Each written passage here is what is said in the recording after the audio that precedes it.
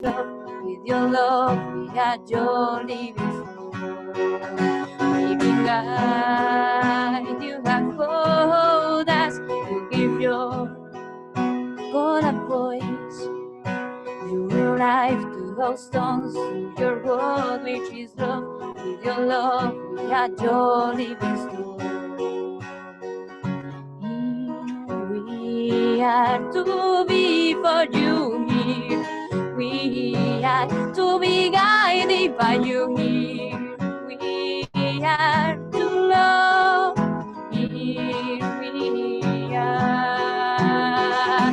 Here we are to be for you here. We are to be guided by you here. We are to love.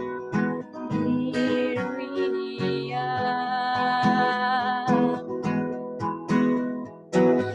Living guide, you have called us to give you call a voice. You bring life to those stones through your word, which is love. With your love, we are your living soul. Living guide, you have called us to give your call a voice. You bring life to those stones through your word, which is love. With your love, we are your living stones.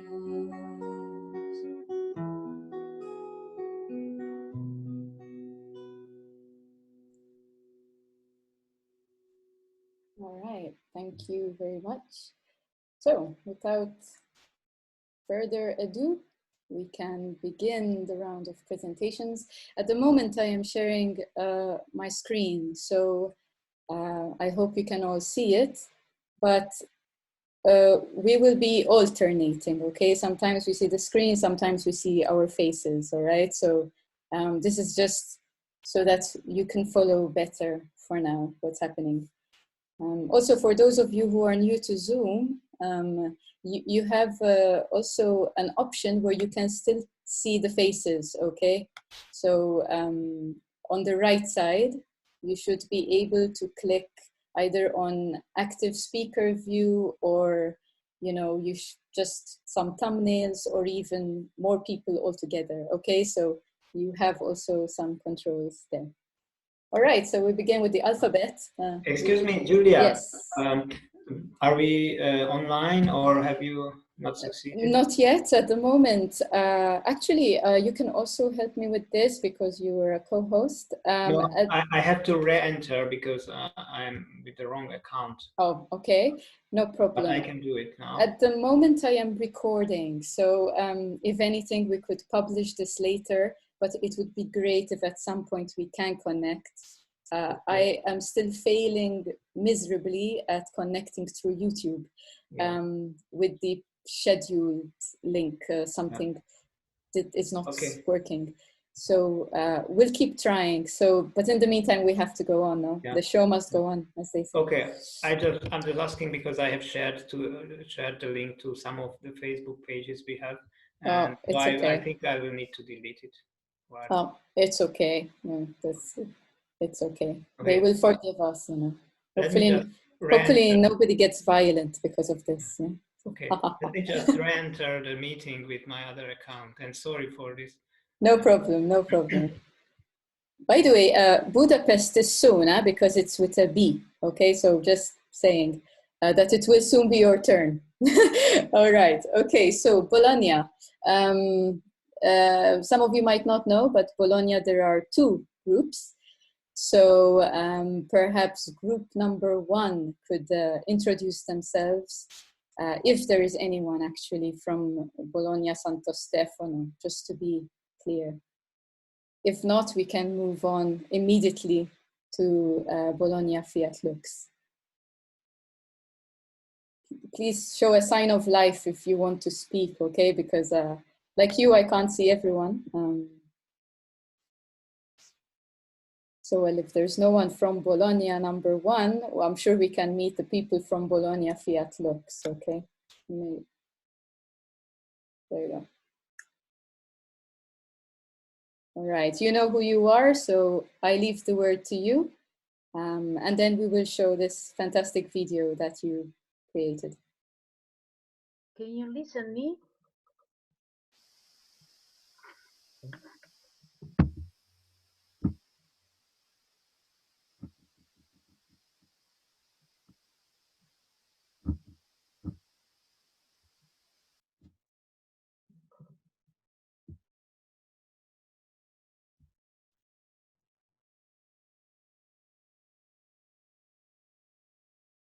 Go ahead and speak, Maria Chiara. We can't hear you. Can you listen me? Oh, okay, yes, now yes. Hi, I'm Elisa from Bologna, Fiat Lux or Pietra Vive 2. Now we will tell you the history of Saints Vitale and Agricola, the first martyrs of Bologna. Their remains are inside Saint Stephen, the church in which we do our service. Enjoy the video.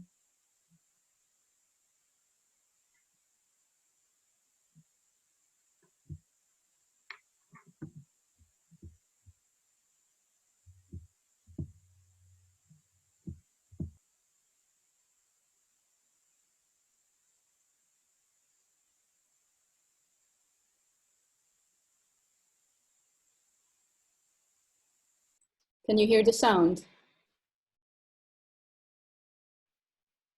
Can you hear the sound? No. No, okay, one moment then, please.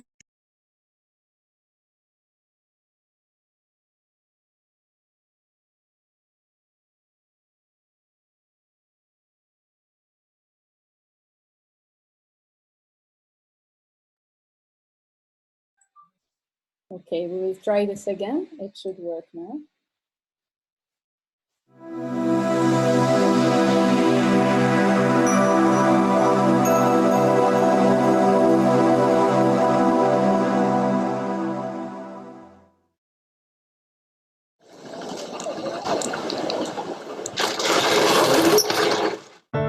Welcome to Bologna, a beautiful town in northern Italy. Santo Stefano is a complex of churches called the Bolognese Jerusalem in the downtown area.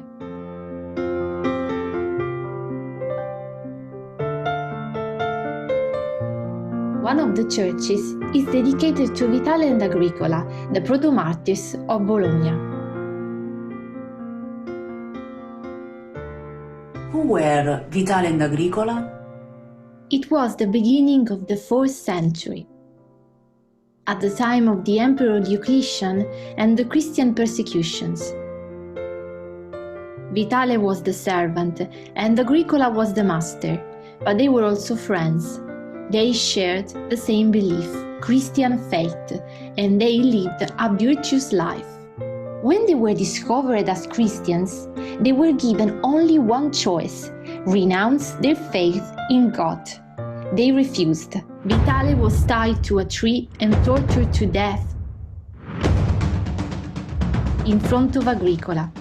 After that, the persecutors asked him, "Do you believe in God?"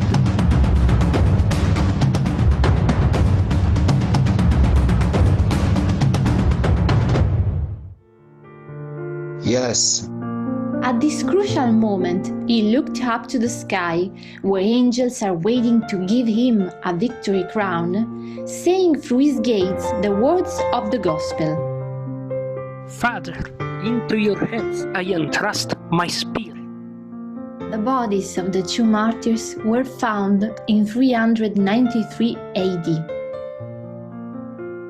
Later, their remains were placed on the crypt altar. Why on the altar? What could it tell us? The choice of this position is not accidental. In the Christian faith, the altar recalls the sacrifice of Jesus Christ on the cross. Like the Lamb of God who has been slain to restore life to all of God's children, the relics of the martyrs stand on the altar as a sign of this victory and might. On the cross, Jesus entrusted his life to his Father. By doing so, he gave himself to the one who welcomes and renews every life. This event takes place and renews itself on the altar in every Eucharistic celebration. It also takes place in each martyrdom suffered for Christ. It is taught that violence can destroy life. However, in the martyr's death, the power of violence is placed into the hands of God as well. And in the same way that He transformed His Son's offering, now God receives and transfigures the martyr's faith and life. In other words, martyrdom is the continuation of Christ's cross and its power and victory over time.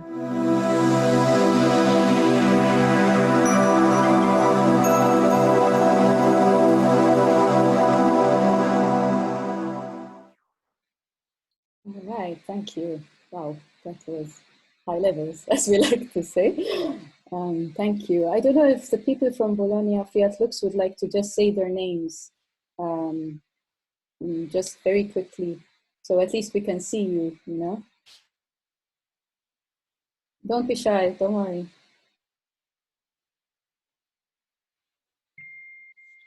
Hi, I'm Esmeralda from Bologna Fiat Lux. Okay.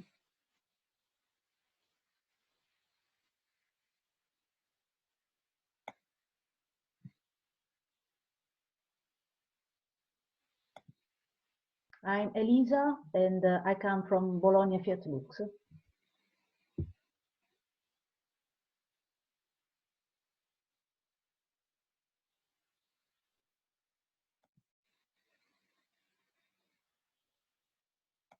sure there are more of you.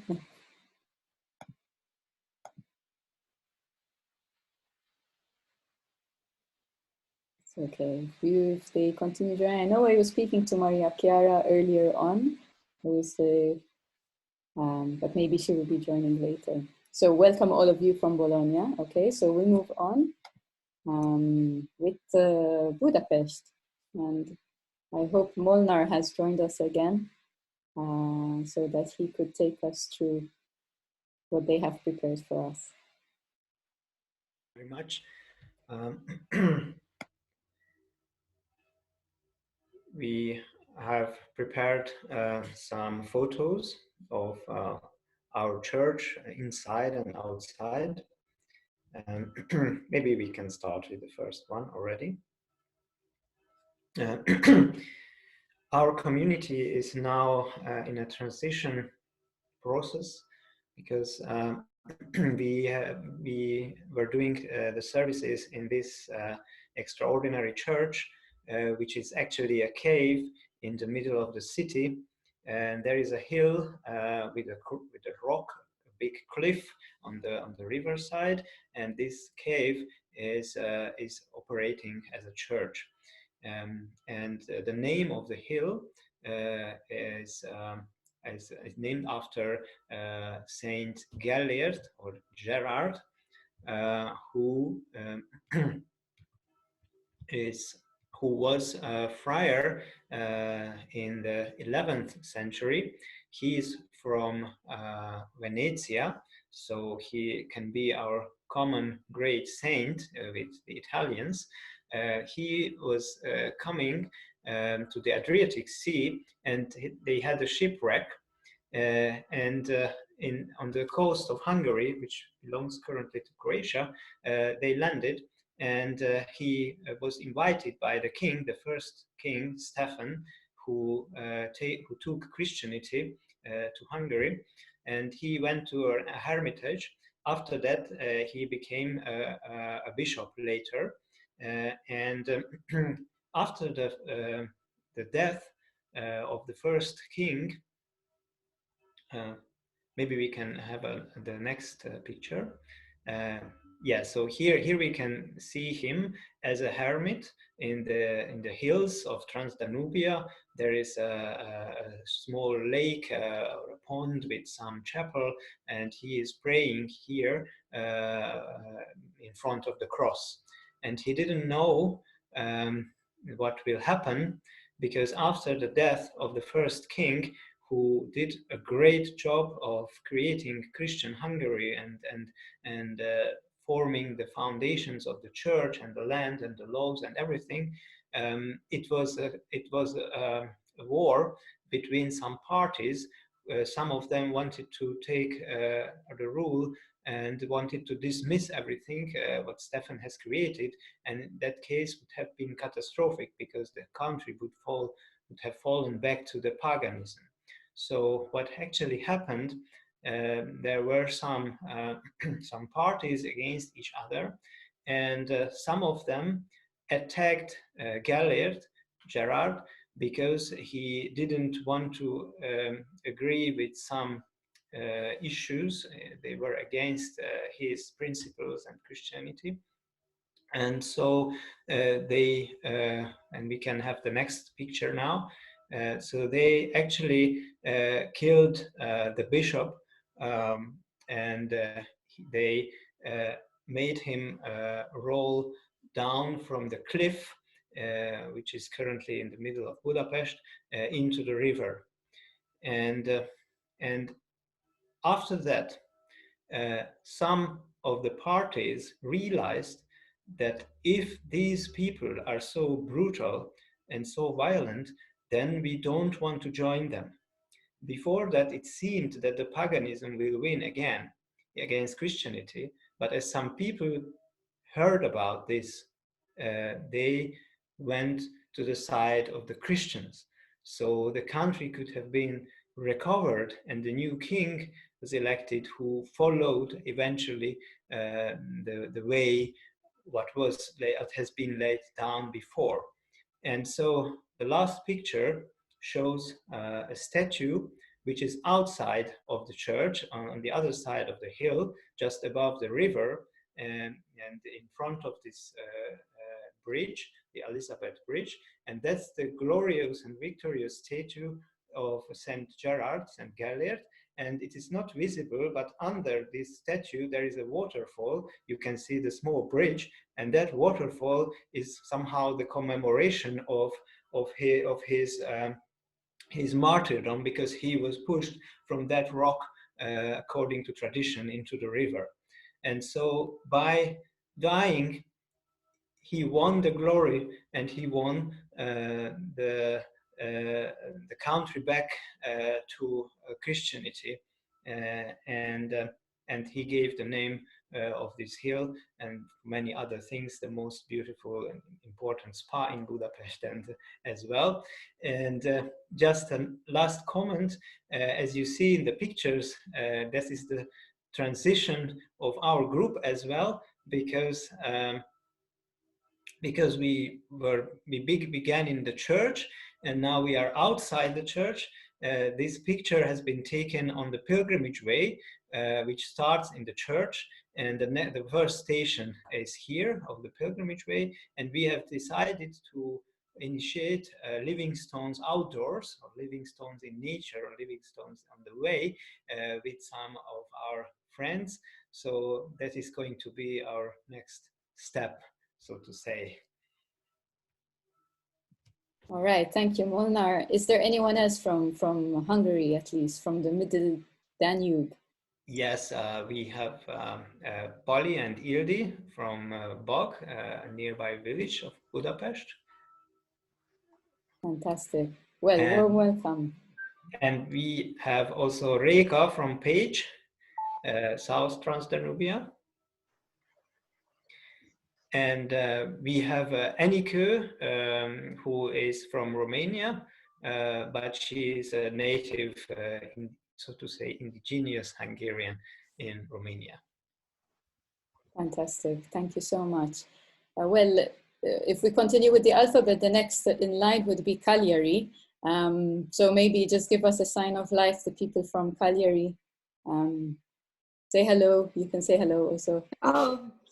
So, of course, in Italian, ciao. Hello, I have chosen only an image of my church, from my church.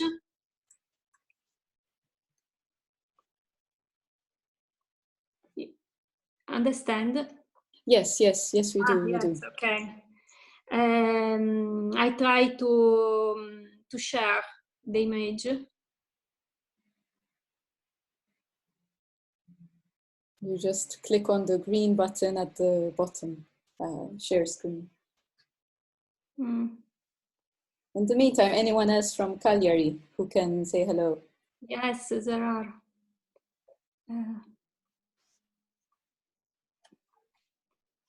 Ecco. This is an image from St. Michael in Cagliari, the church we do the service. And there is an image from Abraham. I read something I read right. In the image, we see Abraham ready to sacrifice his son Isaac. This image shows that the reason for the violence are incomprehensible. And as we often see, they betray the trust of the weakest. And the people, and the importance for the people to cultivate the peace, like Abraham, we must have continuous listening to the word of God. And I think the continuous listening to the word of God is a characteristic of my community. Thank you very much for sharing that. And hello to all the people from Sardinia, from Cagliari. Okay, so let us move on with Chicago.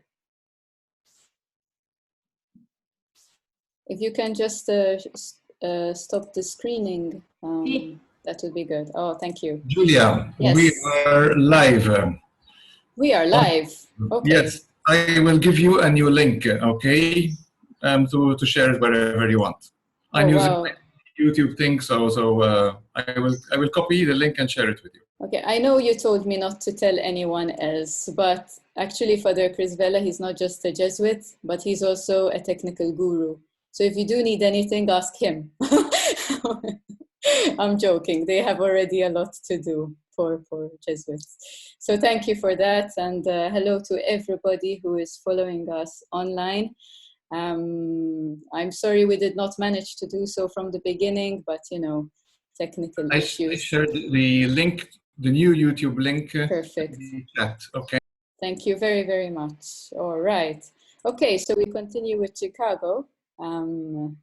Maybe Megan can say hello. Hi, Megan from Chicago, and we also have Griffin from Chicago on the call today. So we're very happy to present this video on the Shrine of Our Lady of Pompeii in our city.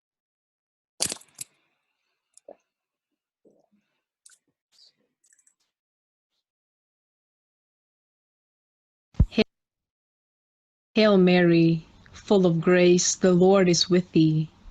Blessed art thou among women, and blessed is the fruit of thy womb, Jesus.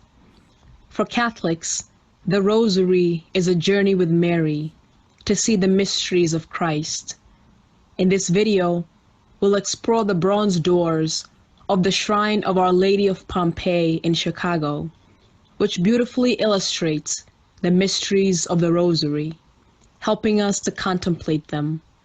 For as St. Pope John Paul II said, to meditate on the mysteries of the Rosary is to look into the face of Christ, a quote that is inscribed in Latin on these very doors. Chicago is a city defined by immigrants from all over the world, and the church is no exception. It was built by Italian immigrants in what was called Little Italy in 1923, and later became a shrine.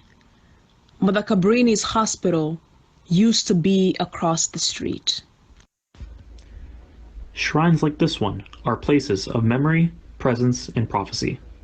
The bronze doors, dedicated in 2004, inspire and invite those who walk by to understand the gospel message. The sorrowful mysteries are a way of entering into the redemptive suffering of Jesus Christ, our Savior. The striking detail of the image helps us contemplate the scene as we pray the Rosary, drawing us closer. For as Pope Paul VI's words, inscribed on the angel's tablet, explain, without contemplation, the Rosary is a body without a soul. Despite the prominence of the crucifix, The most prominent image is in fact the risen Christ, showing us that Jesus conquered suffering on a cross, that violence is not the end, that we have lasting hope even in the midst of death. As we enter the church through these doors, made of bronze which symbolizes permanence and eternity, we are reminded that our church never ends, that the message of Christ always continues, even beyond this world. Santa Maria, Madre di Dio, prega per noi peccatori, adesso e nell'ora della nostra morte. All right, thank you, Chicago, and hello to all of you. So hello, and I mean, it won't be possible to go through all of you, okay? So when one of you speaks, it's in all of your name, okay? So, so the next community, oh, well, we go all the way to Latin America. Buenos dias. It's probably still light of day over there in Mexico. Please make yourself alive, okay? Hola. Hola. Ciao. Ciao. Buenos dias. Hello. Speak to us. Speak to us. Don't be shy.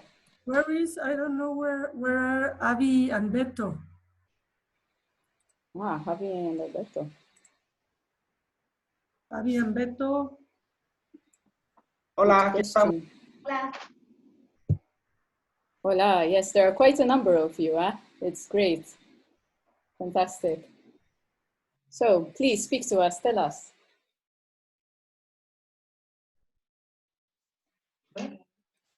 How are you? How are you? Humberto and Abby, just for some of you, they had joined us in the Triduum just over 3 weeks ago. And they also presented what is called the Christ of Poison, the Lord of Poison. And we will try and post this on our Facebook page, and you can see a bit what they have, together with the community, what they have reflected on. So in a way, there was already a link to the theme of violence, 3 weeks ago. So welcome all of you again, okay? Thank you very much. Welcome. All right, moving on to Romania. Well, now we are going to present some photos about okay. Father Paro, isn't it, Beto? Yes.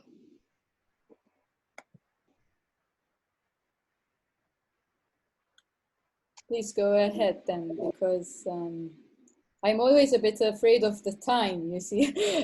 We have a habit of not managing always on time. This is a very common Livingstone's thing. And we thought that maybe that now we are doing things virtually, we can be more, attentive to the time. So if you do have something to show us, go for it immediately. Just share the screen and we can go. Beto, he chose some photos about Father Pro, who is a martyr from Mexico, from the Christian persecution during the first quarter of the 20th century. So I don't know if Beto, if you are able to share the Father Pro photographies and explain to them why you choose that photos to share with the group. Yes.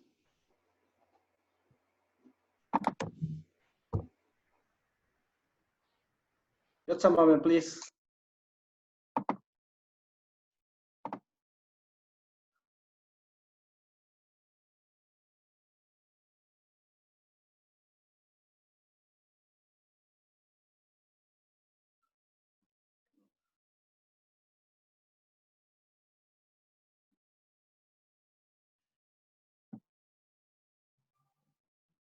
Okay, so maybe we'll come back to Mexico when we reach the letter please. M. Yeah, no problem. Don't worry, no stress. We'll come back. We'll come back. We'll move on with Cluj for now, and then we'll come back to Mexico when we reach, the letter M. I hope we will get there, So I ask Dan or anyone from Cluj-Napoca to speak with us.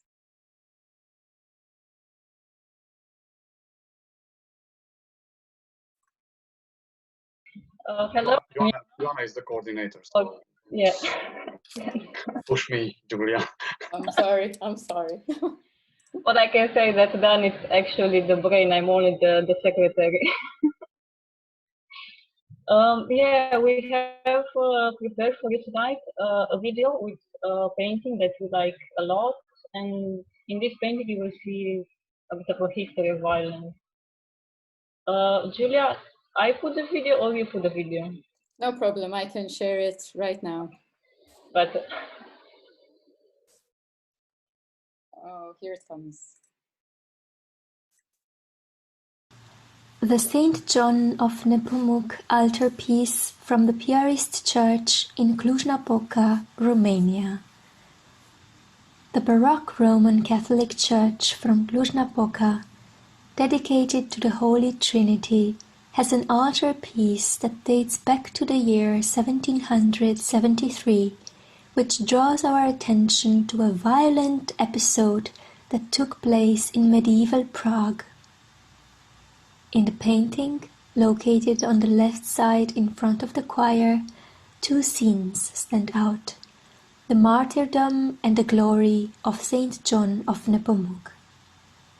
Legend has it that the priest, John of Nepomuk, did not want to divulge to King Wenzel IV of Bohemia the sins confessed by the queen to him. Therefore, the priest was tortured and thrown into the Vltava River from the Carroll Bridge in 1383. The whole composition can be read as a diagonal in which the central figure is John of Nepomuk. In the upper register is the Trinitarian God, and in the lower there is the devil and his violence. Thus, the central figure is dressed in a canon garb with a halo of 5 stars. He holds 2 attributes, a cross and the piece of his body that remained incorrupt, his tongue. With a gesture of raising his tongue, the cause of his martyrdom, to God, he states the sacrality of the sacrament of confession. In the background there are 3 angels. The first one lifts him up towards God, the second supports his right hand holding the cross, and the child angel brings him the symbols of priesthood and victory over death: the black biretta, the Bible, and the palm branch. These 3 figures that the martyr cannot see are the divine support which gives us the strength to move forward in hard times. At the top of the composition there stands the image of Trinitarian God flanked by child angels. One of these angels descends in flight over John's head to bring the sign of his acceptance in glory, the crown. In the lowest register there are 2 images. On the right we can see the scene from the Ascension Eve of year 1383, when the priest was thrown into the river by soldiers. On the left, a young man with a contorted face illustrates the devil that cries of despair, sign of his defeat. His call of death and pain, symbolized by the trumpet, was reduced to silence through the perseverance of a man. One last detail can attract our attention: the little bat wings. According to Andrea Dall'Asta, in European art, evil is always represented in hybrid form, an aspect that opposes creation, in which species are clearly separated. Nevertheless, the killing of John of Nepomuk was only a temporary triumph of the evil. This pale violence made the goodness of the Lord more visible through the support and the eternal reward for a priest that remained faithful to his duties. Even though violence and suffering are concrete aspects in our lives, The only certainty that reveals and remains for eternity is the beauty of God that transcends any barrier. Thereby, violence activates our memory. We know that bad things might happen here on earth, but a greater joy awaits.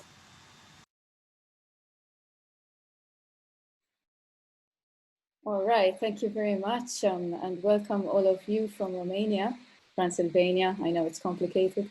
Next up, just to say hello to us, buonasera, people from Firenze. We welcome you all. Ciao, saluti. Ciao, ciao Cristina, and everybody else. Welcome. Ciao, I'm Firenze. Oh, just like your city then. And Cecilia, my little daughter. Hello. Hello to your little daughter as well. I'm Erika from Florence. Bye, Julia. Thank you all and welcome. All right, I invite people from Freiburg now, Switzerland, to say hello, give us a sign of life, and you will also be talking to us about some stained glass windows. Hi, do you have the image, Julia? Yes, I do, and I can share at your command. So I see that Michele is also present. Hello, Priska. Hello to everybody. For the moment, we are a reduced group in Fribourg, just Michele and me. We usually do our service in a Gothic cathedral. There are 13 stained glass windows from a Polish artist from the 19th century. And I chose for this presentation the most difficult one, the one I in general never show because I have problems with this window. It's a window of Our Lady of Victory, and it remembers a battle from the 15th century close to Fribourg during Burgundian wars, where there was a battle between the Swiss Confederation and Charles the Bold. And the Swiss defeated. And this is a historical illustration. And for me, it's like really difficult to have this image with the war and in the church. So it's a picture, a stained glass I never show. So I chose it because I thought that maybe I will have, or we will have some inspiration to deal better with the theme of violence. I don't know if Michele, you would like to add something. Oh, no, I don't think it's okay because he had only one presentation here, and I don't know a lot about this window. And but it's interesting to see this important battle in the history of Switzerland. This battle of the Swiss Confederation is interesting to see of the glorifying of violence of a battle in a window in a church. It's an interesting thing to see. So a window. Well, thank you for that. For sure, it's more than we knew. So thank you. Next up, Galatina, quite a new community. So please don't be shy. Let's hear you out. Hello. Hello, Hi. hello. Hi, Elisa. Hi. Hello, Simone. You see, they're all so young. And there's Yes, we are a Vicente. new community, yes. You have our image? Thank you. Only one moment. Okay. The painting representing the martyrdom of Saint Agatha dates back to the 17th century. It was painted during the neoclassical period and is located in the Basilica of Saint Catherine of Alexandria in Galatina. Saint Agatha was a martyr who lived during the 3rd century in the town of Catania in Sicily. She was tortured, and one of the tortures resulted in the amputation of her breasts. The worship of Saint Agatha has been present in Galatina since the establishment of the church, because the relic of one of her breasts is safeguarded in Galatina, and it is provided by other frescoes made before this painting. The painting we see is located on an altar that was previously dedicated to Saint Michael the Archangel. The painting showed the moment of the gory martyrdom. The prefect located on the upper part of the painting gives the order to torture, while in the lower part, the supplice is taking place. One breast has already been amputated, and the other is about to fall down, but the saint is in a state of almost regal ecstasy. We can see it in the way she sits on the throne. She doesn't deny her dignity as a woman despite the violent scene surrounding her. The painting is dark. Their faces are dark as well, but the colors around the saint are bright and like shines. It is essential to place the work of the art in the philosophical context of the Platonism trend developed during the Renaissance period, a current that preached the need for a separation from the body, as it was interpreted as a prison for the soul, and therefore needed to be despised. For this reason, it seems as if the saint doesn't feel physical pain. This work makes us think about Christian testimony that is common to all saints, as well as acts of violence against women, always present in our history. This painting shows us God's closeness through the saints to all women who suffer from acts of violence. Okay. Thank you very much, Luciano.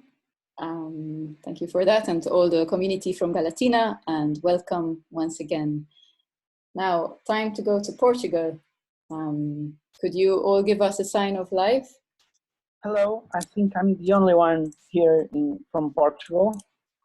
And I was a victim of an act of violence because I'm not a very active member of the community of Lisbon. Right now I'm living far away from Lisbon.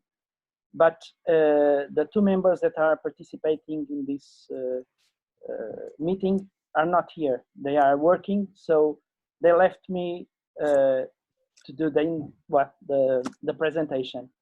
And I will just show you a small video that I found in this church that we are trying to work in. It is the traditional church of the Jesuits in Lisbon, and it's a Baroque church. And exactly 1 year ago, there was this theater play that was trying to show 21 paintings of Caravaggio live. So the actors move, and from one moment to the other, the painting appears. So I'll show you just a small video of some of these paintings, and that was what I could find. But I think it is a good way to show what is done in this church. I'll share my screen. And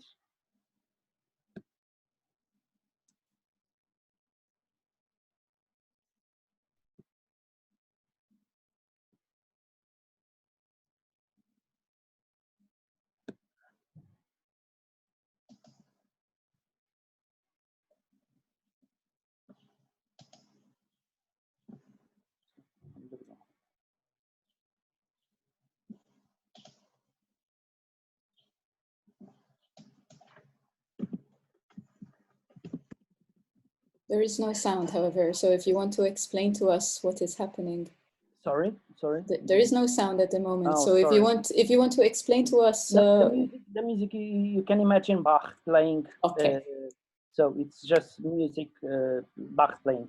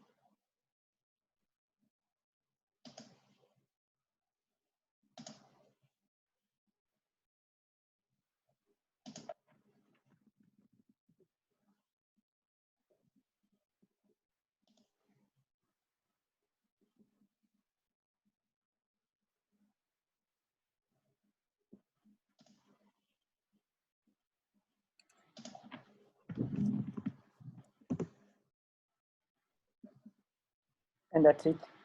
Thank you. Thank you. From tableau vivant to Pierre vivant, no? So everybody wants to be alive. Okay, thank you very much. I know later on more living stones from Lisboa will be joining from Portugal, so that's very good. Okay, next up, Ljubljana, Slovenia.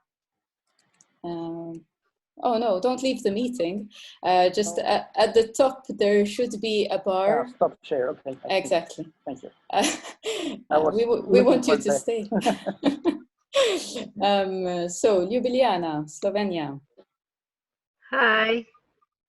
Hi, Irena. Hello. Hello. Hi, Irina here, yes. We are also dealing with violence in our service because we are explaining this beautiful Baroque fresco in Ljubljana Cathedral.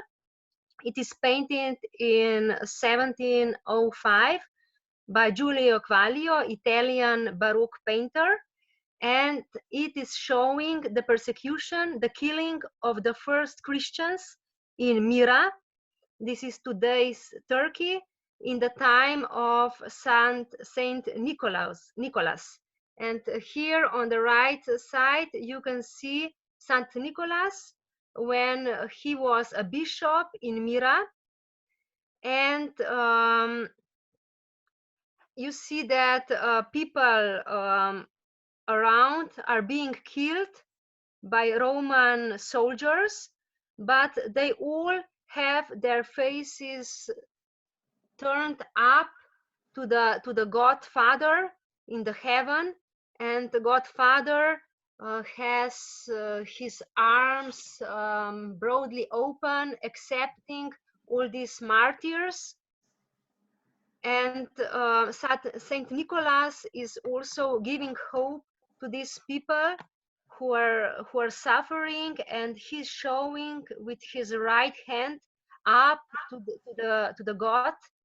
And actually, firstly, to this white lady, which is a symbol of faith, and then to Jesus Christ and Holy Spirit in the middle, and Godfather.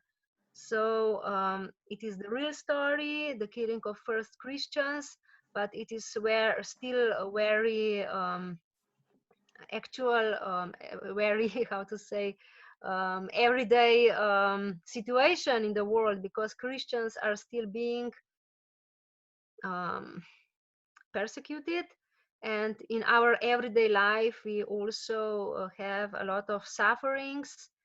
And this fresco is giving us hope that also during the suffering, we should have our heads, our faces turned upwards, and have hope and faith into the eternal love. And they are also my friends from Ljubljana, Slovenia, and I give them the word. Hello, I'm Anya. I'd just like to say hello.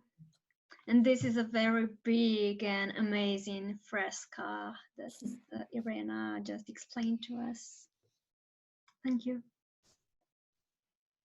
Hello, I'm Urshka. Happy to be with you.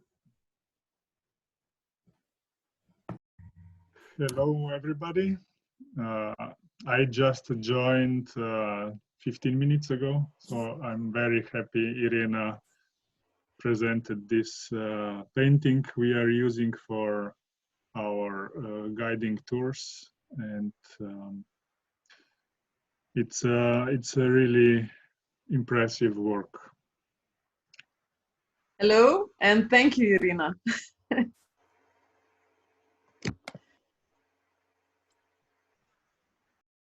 All right, thank you indeed.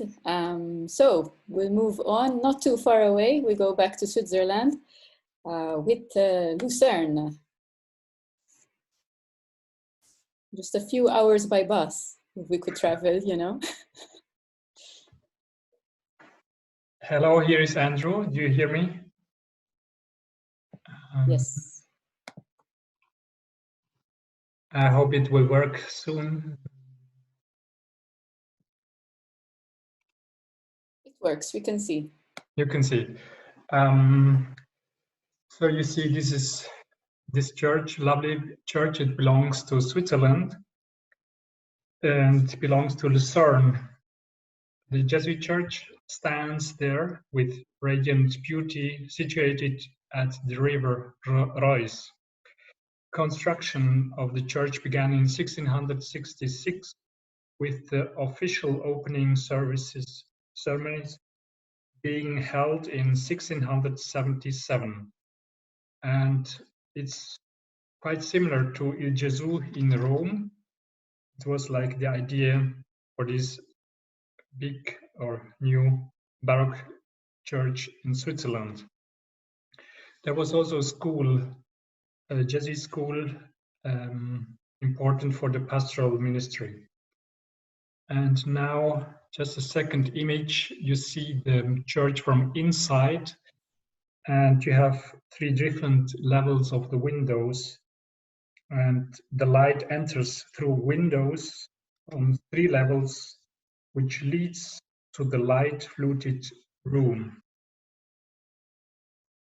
In this beautiful church, we as Living Stones have guided various tourists from all over the world, particularly people from India, Japan, and China can be spoken to about St. Francis Xavier with the help of individual stations from his life.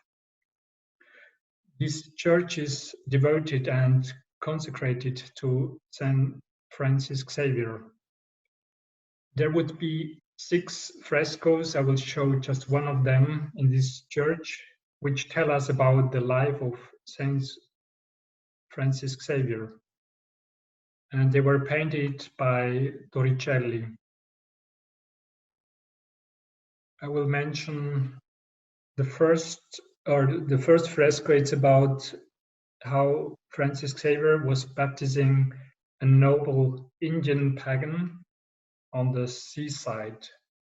And now the second image, it's the death of Francis Xavier in a broken hut. Sorry. Francis Xavier dies exhausted in 1552 on an island, Shanghuan, in front of the Chinese shore, where he waited for a ferry ride that never happened. He has big troubles and understanding to understand the culture of Japan. Therefore, he wanted to go to China. And the third fresco would be the saint on the wagon of triumph, pulled by the elephant, a camel, and dromedary, and a panther. The Baroque art was initially regarded as kitsch. It is about beauty, about individual persons, and about saints that are represented. So it's not really about violence. But the life of Francis Xavier ended lonely and abandoned. Perhaps there is a certain violence in the border sense here. In our everyday life, there are sometimes small deaths that are painful. Letting something go, giving up a plan, and letting it die. Even today, in view of coronavirus, many people experienced the isolation, loneliness imposed by the state as difficult, perhaps even as violent. Many die alone these days and weeks, but there is hope. We draw a parallel here to the composition of the pictures. Just the last words about this composition. So the first fresco I remember is about baptism, how Francis Xavier was baptizing a noble Indian pagan. And the second is about the death of Francis Xavier in a broken heart. The third image is his assumption, the saint on a wagon of triumph. All are anticipated in the baptism by Francis Xavier. By being baptized, we die with Christ and we hope to resurrect with him. In this way, God alone can overcome unjust suffering and lonely death through a new life in the communion of saints. So this is a short presentation from my side. Maybe the others from Switzerland would like to join, say hello.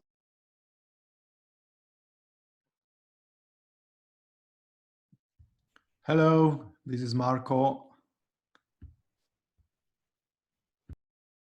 Hi, Marco. Marco is one of the columns, by the way. It might be a funny term that we use.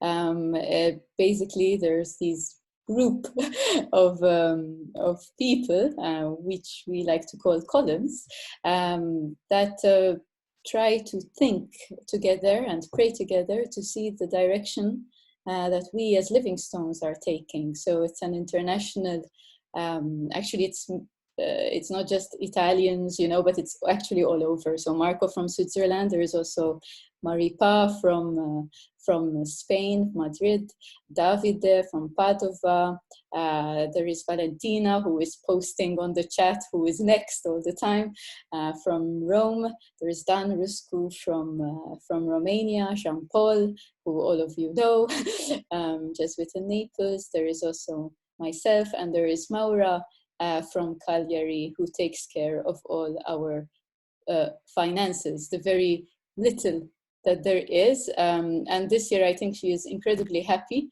because it's completely free, you know?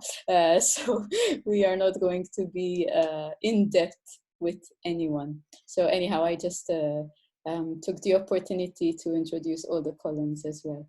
I don't think Hello, everyone. Hello, hello. Hi, it's Immaculate from Lucerne. Oh. And from Kenya. Oh, there you go. You see, I mentioned that even the continent of Africa is covered through Immaculate's presence. So thank you for being here, even though you are in Switzerland. Great. You were in Venice, in Zurich as well. So some of you might already know Immaculate. And in Ljubljana. And in Ljubljana, that's right. Fantastic place, Ljubljana. Okay, we move on with Madrid, and I already apologize for the time. This took much longer than we thought it would, but you know, by now it's normal. Soon we will give you a small little pause with music, okay? So don't despair for now. So moving on with Madrid. Hi, Hi. Okay. So may we start? Okay. So when we met together to search for an image to represent us as a community, we realized that violence stamps our place of service and our own history. The city itself, big as it is, suffers from a violent indifference whose rhythm sometimes traps us. The church, our temple, shows us a facade that is the result of violent episodes in our history, as the church became a powder warehouse and a field hospital in times of war. We see violence's presence in history, a fact that has brought us here together. The temple, our temple, is dedicated to Saint Jerome. The legend tells us that a wounded lion with a thorn in its paw approached him.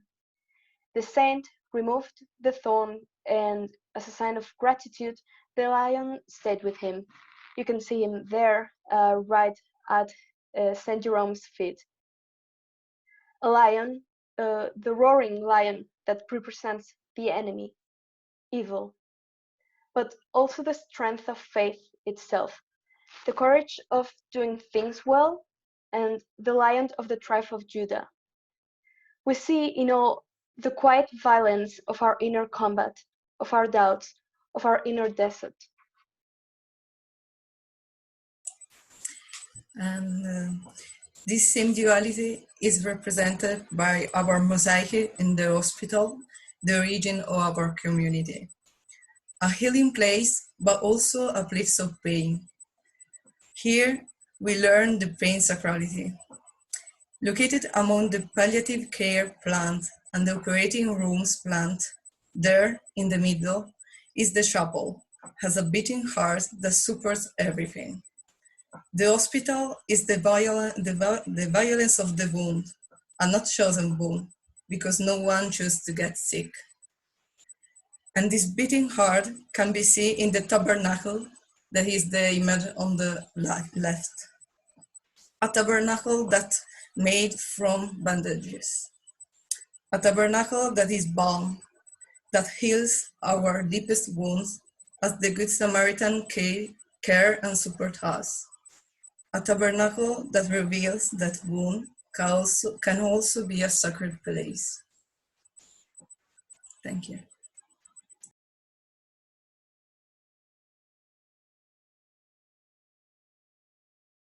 All right, thank you very much, Madrid. And now we can have a small moment of music. If I could ask Marco to just, even if we could just close our eyes, because looking at the screen for too long is not very good, you know. So meanwhile, I ask Marco if you could kindly, thank you. Yeah. I was thinking about trying to introduce song number 82, which is one of the very few in German. It is a song from These. I was looking for something probably about violence, but there's not really songs about violence in our booklet. Anyway, I thought that it was nice also for the words of this song. For those who don't understand German, is Frieden, Frieden, and the words are pretty much quite Easter like. So I give you my peace, let your heart not be afraid in your struggles.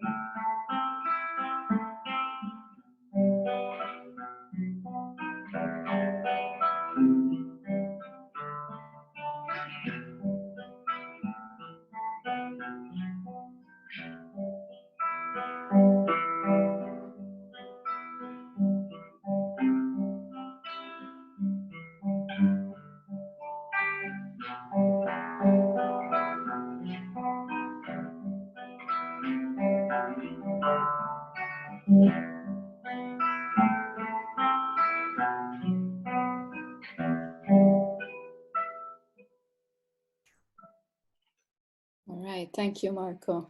Thank you for that. So now I ask someone from Malta, actually. Where is that? Hello, everybody. It's lovely to see you, though virtually. Unfortunately, the camp was meant to be held in Malta this year. I'm Corinne from Malta. And, well, yes, it's definitely not an alternative to the camp. It's not a replacement to what we're preparing to have all of you physically with us in Malta. But well, the circumstances are such, and at least it's so encouraging to be gathered in such a number. We are 124 people at present, just in this part of the meeting. So I'm very grateful for that. On Saturday, you're going to be hearing quite a lot from us from Malta in our virtual tour of our cathedral. So seeing that we don't want you to have too much of an overdose of possible even violence in images, we'll leave you with that. And you have a very jam-packed day, a few jam-packed days coming up, including that part where we'll have our online service. So thank you, everybody. And thank you to every single person part of the Malta community and all the columns who put in so much work to also make these days possible. Thank you, Corinne. Just for you to know, Corinne was super busy with placing you all in these small groups according to your languages. I still don't know how she managed, so some magic, let's say it was magic, but somehow you're in a group thanks to her, okay? So hopefully in the right group, but that would be my fault if you're not in the right group. Okay, so let's move on with Matera, actually. And please say hello, and I will already... Hello. Hello. I'm Pierpaolo from Matera Livingstones. Hi, my name is Margherita. I read and I'm sorry, my English. The work of art that I want to present to you depicts Jesus Christ at the column. It is located inside the church of San Francesco d'Assisi in Matera, precisely within a nice of the chapels of the Crucifix. It is a painted wood station dating back to the 17th century, made by a nature for the Lucanium area. It belongs to a sculpture group of Calvary an articulated representation of the sorrowful way, the Passion of Christ, which we, the Franciscan friar, encouraged the churches. The groups knew broken down and largely the speeds was building with a Catalan technique. He is suffering Christ, depicted according to the classical iconography, standing in front of the column, his arms tied and his body strung, with a sense of violence. The main aspect to pay attention to are his face turned towards the view to involve the faithful. The Franciscan, in fact, used these works to mark the feeling of the story of the Passion in order or for favor the devotion of faithful and their emotional participation. His body, Christ, became flesh and thus made himself visible. He made himself brutalized until he was crucified.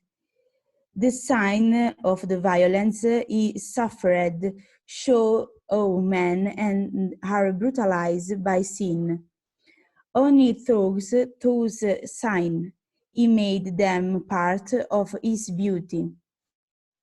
The column around the years 1200 in the church of Santa Prassede in Rome.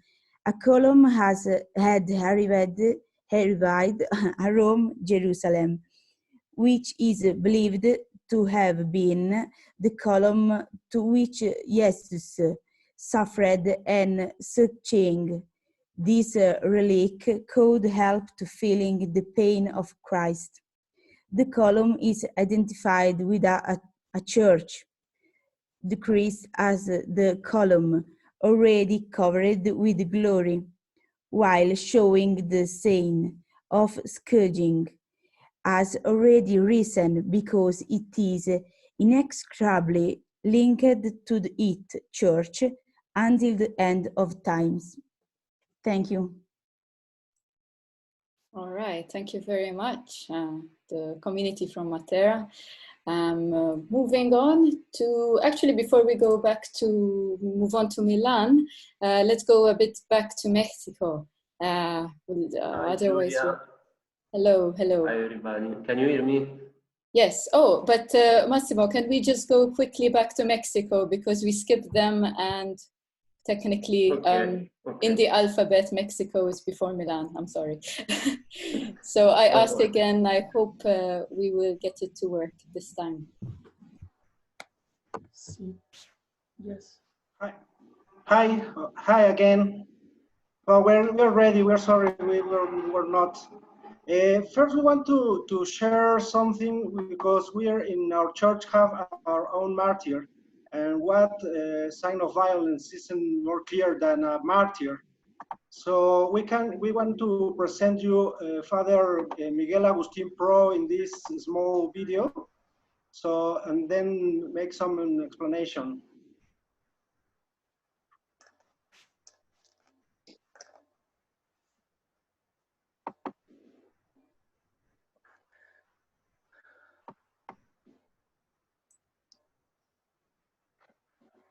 So to share, there is a button at the bottom, it's green. And just click it and choose which screen you would like to share.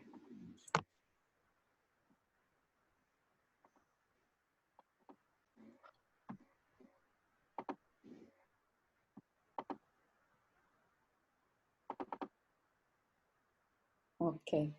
Okay.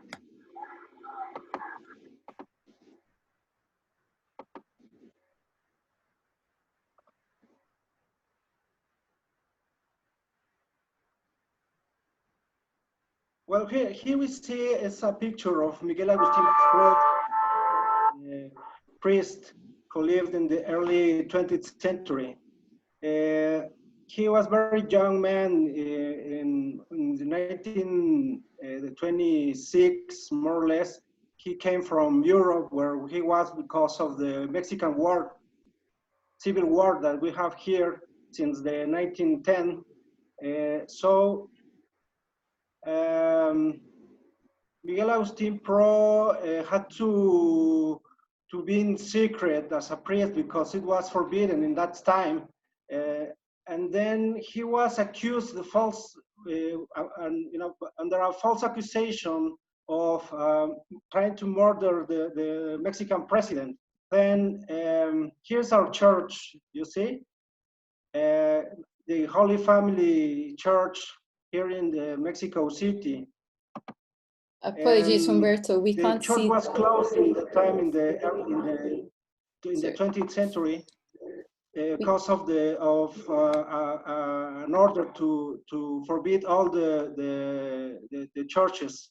Then, as I was saying, Father Miguel Agustin Pro was accused of trying to murder President Plutarco Elías Calles, and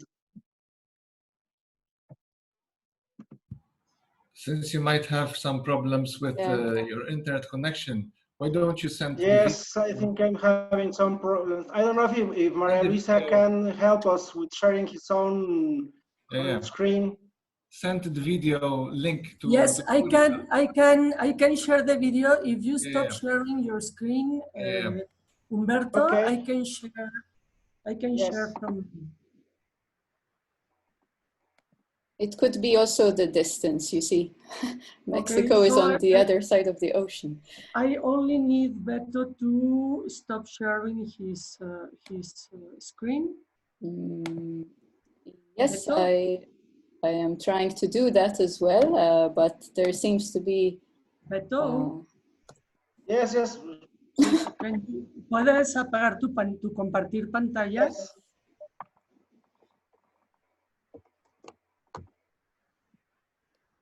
It might be, as Father Chris was saying, the interconnection might be a bit broken. So I'm ready. The problem is it seems to... I also cannot stop the video for some reason. Very strange. It seems to be...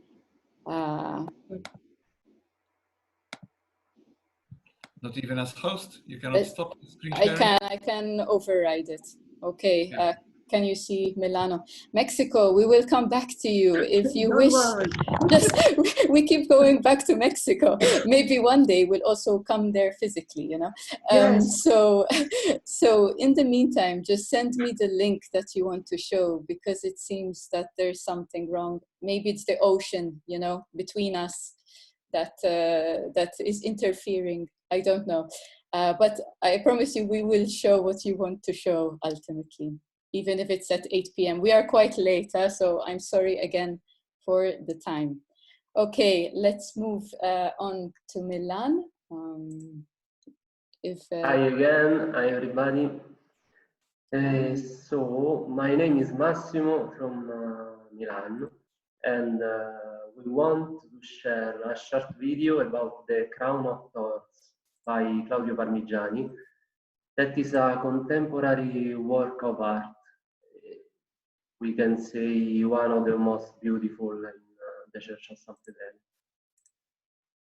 Okay, let me try and share.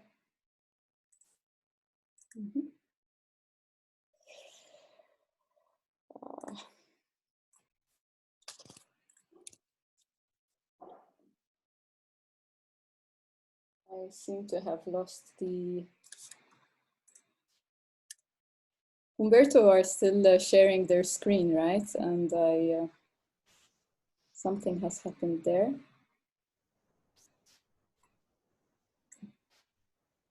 Okay, I'm going to try and share again.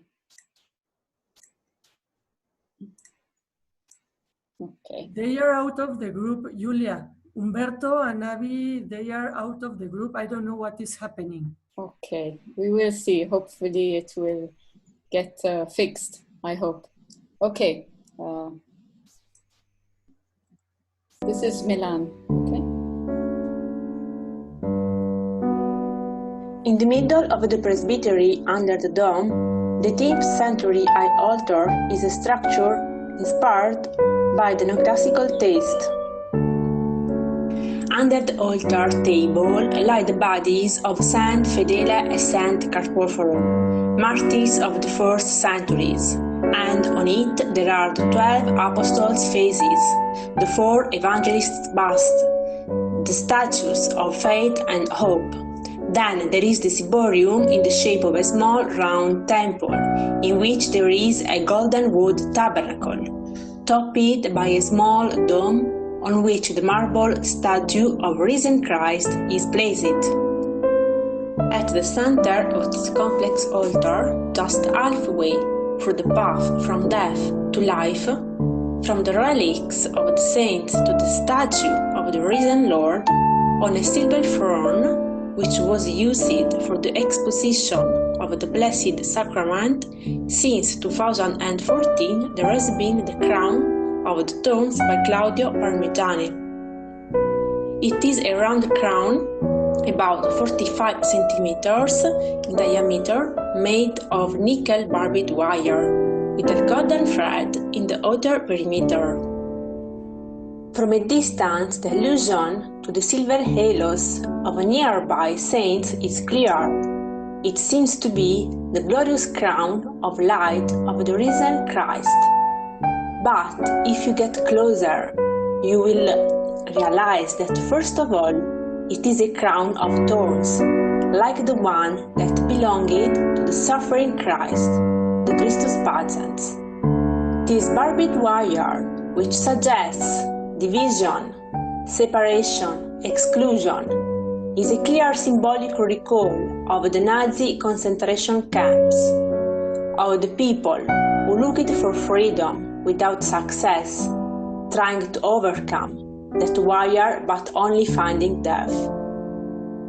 It is a wire that represents all the evils of our time. This crown wounds, mortifies, strikes. It is the crown of a God who joins human history, a Christ who decided to carry all the evils of the history, both the past ones and the current ones.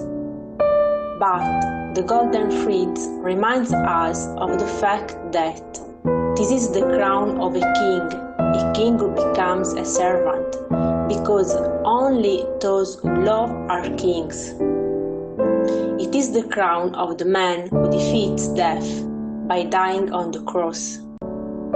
This is God's regality. We can see the crown on the altar. It is slightly lit, as if it could wobble in space, as if it wanted to bring out the idea that it is the passage to life, resurrection, going through pain and death. That way, the crown of thorns becomes the passage to the beyond, to eternal life.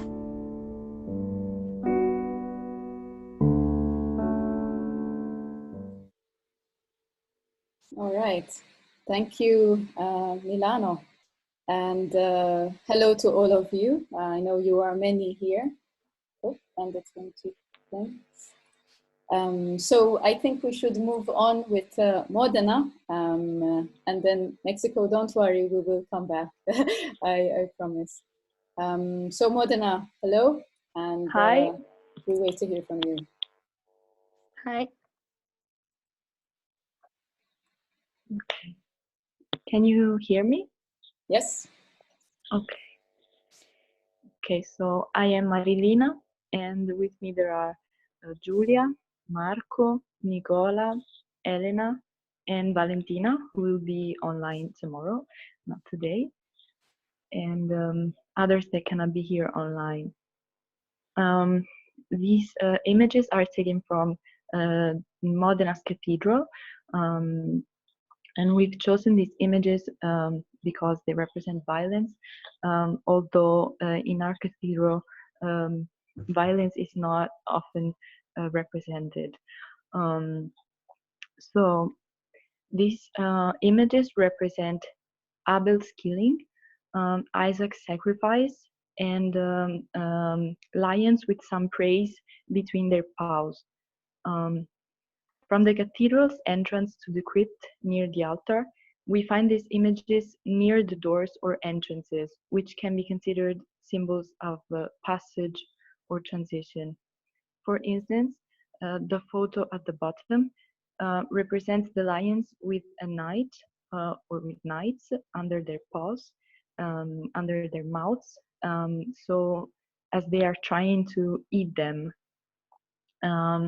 This is the knight is a positive figure, or something that can be seen as positive, but the fact that he's being eaten probably by the lion is a sign of warning to the visitors not to overestimate themselves, and so also to the Christians not to overestimate their faith, and instead to be humble before entering the cathedral and the crypt. In the above pictures on the left, it can be seen the murder of Abel. Am I my brother's keeper? It's Cain answers to the Lord asking, what have you done? Listen, your brother's blood cries out to me from the ground. In this episode, the brother and God are not the only ones to be violated, but also the ground. In fact, in Hebrew, the words man and ground are related, since they have the same root. In this scene, he is his brother's keeper and also the keepers of their home. Isaac's sacrifice is represented in the above picture on the right, and here we can imagine the angst in Abram during the 3 days of silence from God as he climbs the Mount Moriah to sacrifice his son. Despite we know that the story ends well and we know maybe some explanation, however, we see the violence especially in the act of a father that has to kill his son and a son that sees the father that is trying to kill him. In these scenes, we see only violence, but the story of these people go on. We know that after these episodes, God put a sin on Cain so no one can hurt him, and an angel stopped Abram from killing his son. Thank you very much to the community of Modena. 3 in 1, huh? That was very smart. So let's move on. I will stop my sharing. And now it's time to go to Germany with Munich. Again, in Munich, there are 2 groups. One group serves in the St. Michael's Church, and the second group, which is very recent, at the Frauenkirche, so the Church of Our Lady. And I will give the word to the Munich group. So please make a sign of life.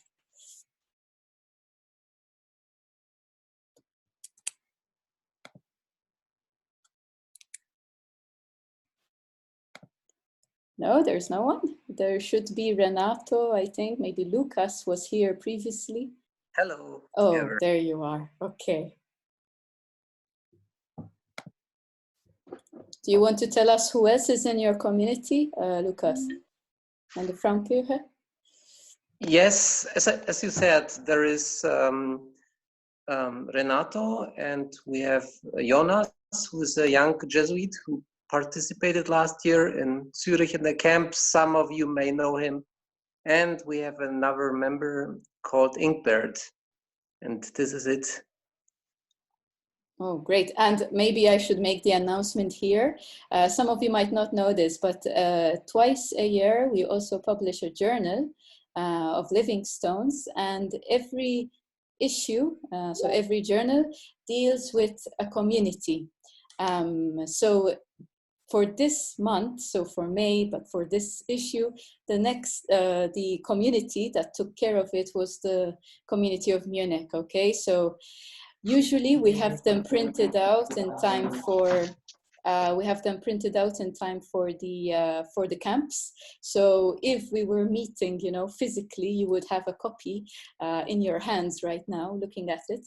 But because we cannot meet Hi, everyone. This will be oh, there they are, Renato, Annalena, and their little one, Emanuele, who is eating better than us, you see. We have to starve in order to be here. So welcome. I'm just telling everybody about the journal, and Renato and Annalena were the coordinators of this. So they asked many different people to write articles for this journal. And we will, at the very end of these 2-3 days, we will maybe show you some parts of it, but it will be available online, okay? So on Facebook, on our website. So have a look, because it's really, really interesting. Okay, so I think we can move on with Napoli. Hello, Napoli. Hi. Hi, so, hello. Ciao, ciao. Hello. Hi everyone from the community of Naples. We usually end the visit to our church with this fresco by Francesco Solimena. And it is a huge painting, a very bloody scene, but which reveals the presence of God even when we don't expect to find Him, in abuses of power, in an attempt to push over the weakest, to take away everything from them. This fresco focuses on God, who listens and intervenes, who saves and acts with mercy even towards the violent. So let's see the video. Okay, I have to admit something, that for some reason it did not come online. So I have a video which is here 6 minutes long. So if you forgive me, I will try and find the one which is shorter, and I'll show it later on, if this is okay. For some reason, I don't know why it did not load on my computer. I'm sorry, because it's a really good video, but in the meantime, I will look for it, okay, and we'll come back to Napoli. All right, Okay, is that okay? Yes. Forgive me. No, thank you. Cheers. Okay, so let us continue moving on, and then we'll come back. Let's go to Padova for now.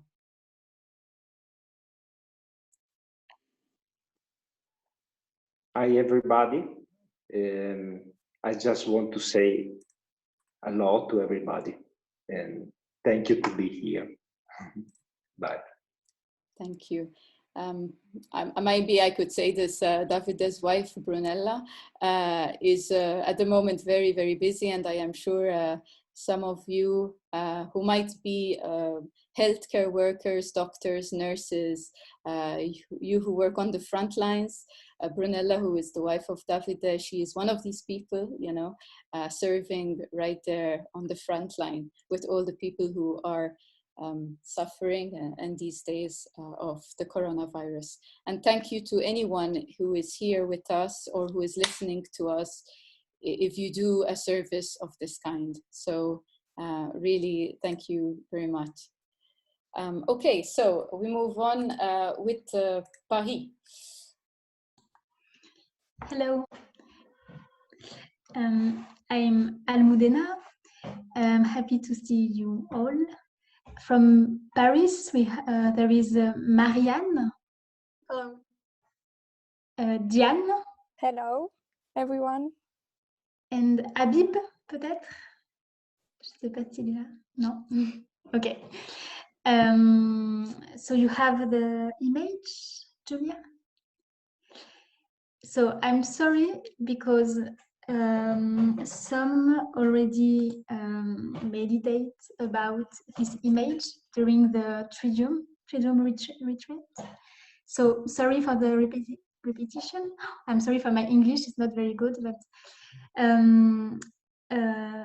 I asked to Julia if we could say the same text, and she said okay. So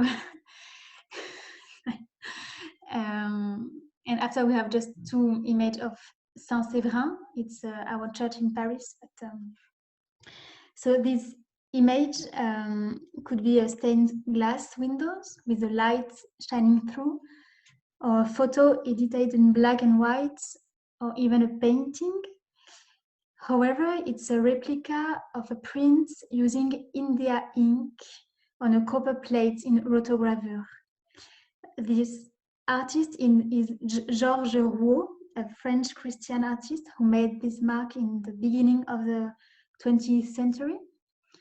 And this print is a part of a 58 print, which considered as one extensive work called Miserere. We will meditate. We choose this image because they are in the Church of Paris in Saint-Séverin, where we usually have our service.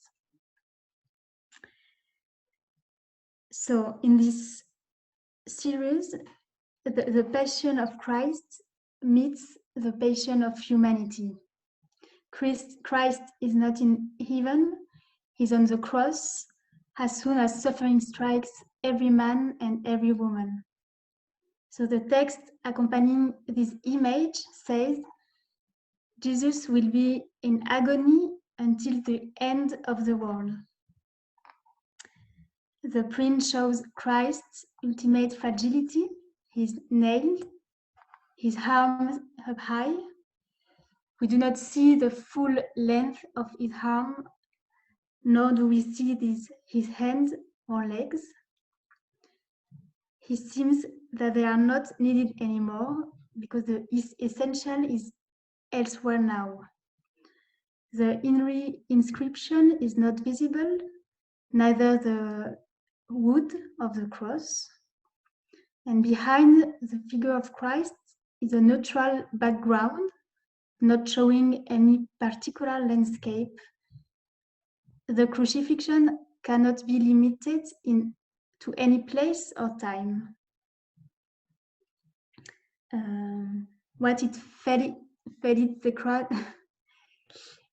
Okay, all our attention is put on the busts, and especially on his face. That is terribly suffering. It is deformed by signs of pain, of sorrow, and sorrow, as he was crying, but without tears. The misery is very profound, like a screaming lamentation, but in complete silence. A speechless cry to his father. His son is there, almost dead. He's naked, and because he has lost everything that made him unique, that the crucified Christ carries all the crucifixion of our humanity. He carries our own crucifixion when we are confronted with the absurdity of suffering in its various forms: sickness, violence, mockery, physical and sexual abuse, and the death. Nevertheless, the most fascinating is the white in the image, the light that shines. It gives this artwork all its meanings. It shows the prowess of the artist who, through his engraving technique, has to remove matter to create a void, a space that are not prints to remaining white, digging deeper into the print and bring out the light. This gesture can inspire us to empty ourselves, to let this light shine through. And therefore, it changed our perception of Jesus' tortured body. Being in pain, the same body already shows the sign of resurrection.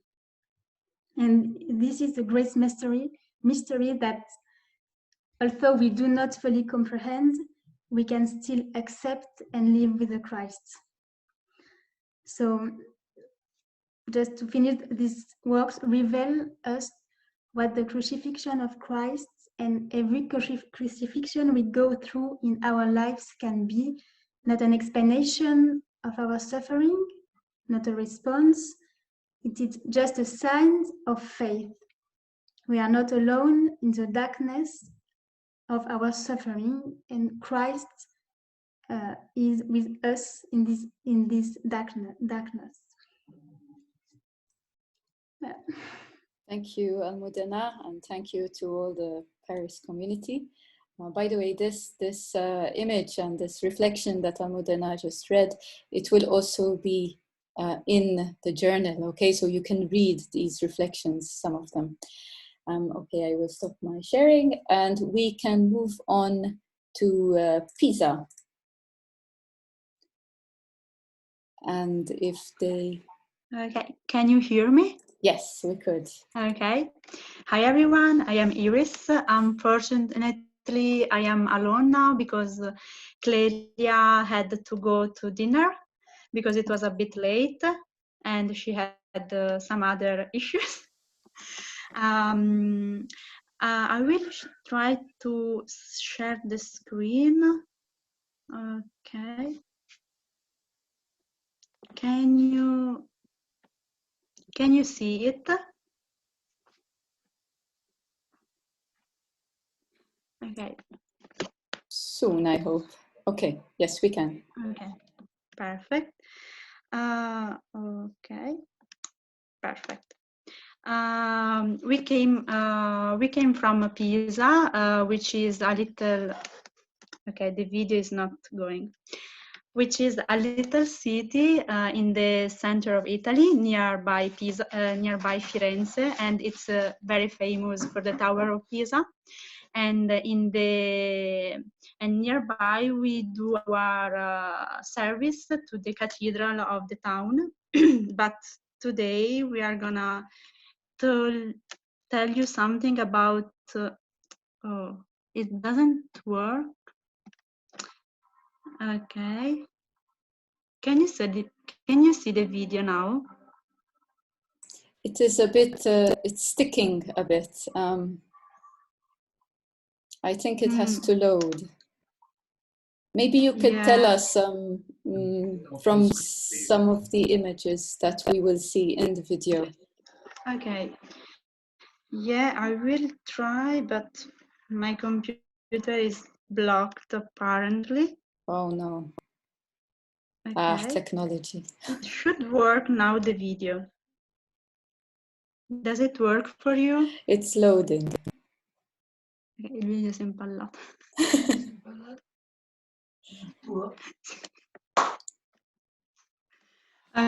Okay.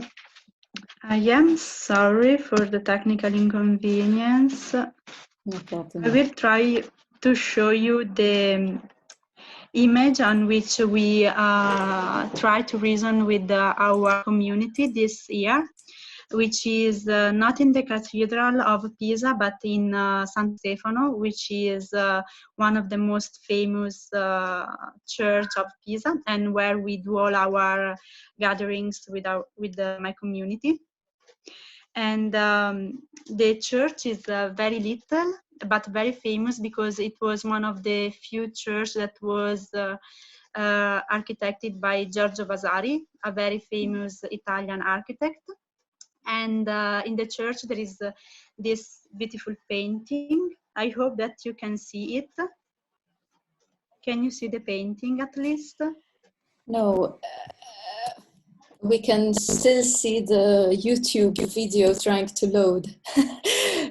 Maybe you should stop the share. Julia, can you see the painting? No. Maybe you should stop the share.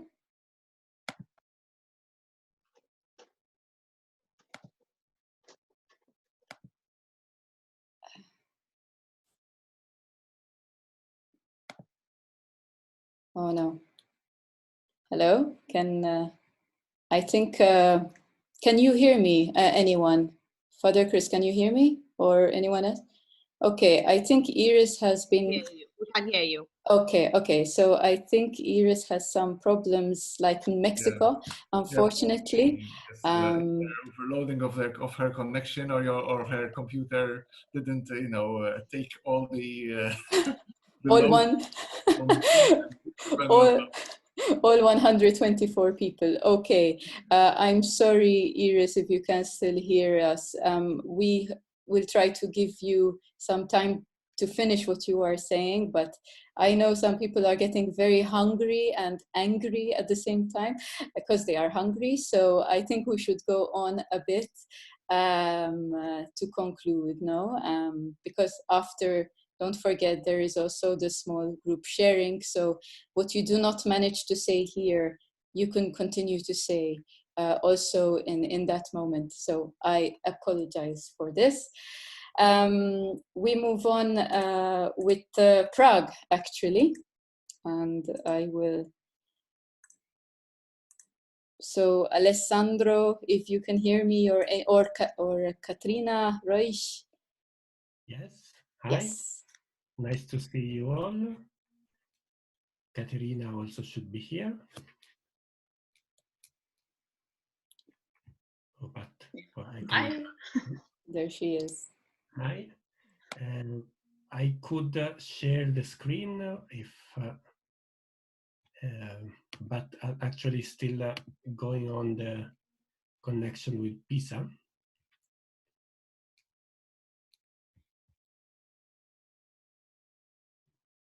Maybe it's like before the system will need a little bit to understand that. Julia, can you try to start sharing your screen and then stop sharing, because it seems that that's the only way we can get out of this. Yes, I just shared my screen, but you can't see it, right? Okay, let me try again. Yes, because when I stop sharing my screen, the YouTube thing is still stuck. So I will try again. Can you see something now? No? Okay, all right. It worked. Okay, but I will share my screen if I can. So I take a picture from the distance. So if... okay, if you can, go for it. Okay. Okay, so can you see? Yeah. So we chose this a little piece of art which is in this church, which is the main church in the old square of old town square of Prague, Our Lady of Tin, and the artwork is on the portal, a relief on this portal on the northern entrance, and as you can see is a scene of the Passion of Jesus. So with the cross in the middle, the two evildoers, and other scenes from the Passion, the column, the crowning with thorns. But the interesting thing, the message is this: the use of the scene of Passion, the passion of Jesus on this place of passage on an entrance, and it shows to the faithful that to enter the house of God, the church, the presence of God, it's like you have to go through the passion of Jesus. So this, which is one of the, which is the most important point of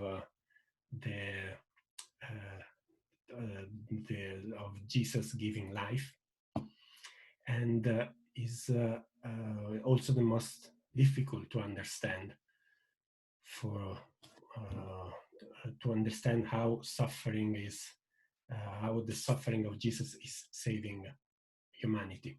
So in this image, this relief is interesting because there is like a little hint toward comprehension, toward resurrection.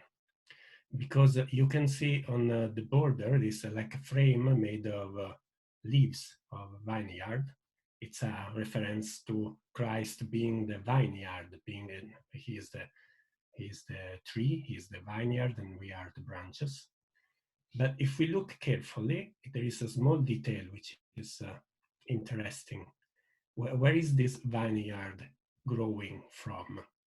It comes from two strange figures, a lion on the one corner and a dragon in the other corner. And this should be a reference to Psalm 91, that the faithful of God will be able to tread over lions and dragons. So it's interesting that it's this vineyard, which it's a symbol of Christ, it's growing from their mouths, from the mouths of evil, because a lion and dragons are usually symbols of evil. So it's a reference to this tradition in church that the death of Jesus is like a Trojan horse for death, that Jesus dying is defeating death.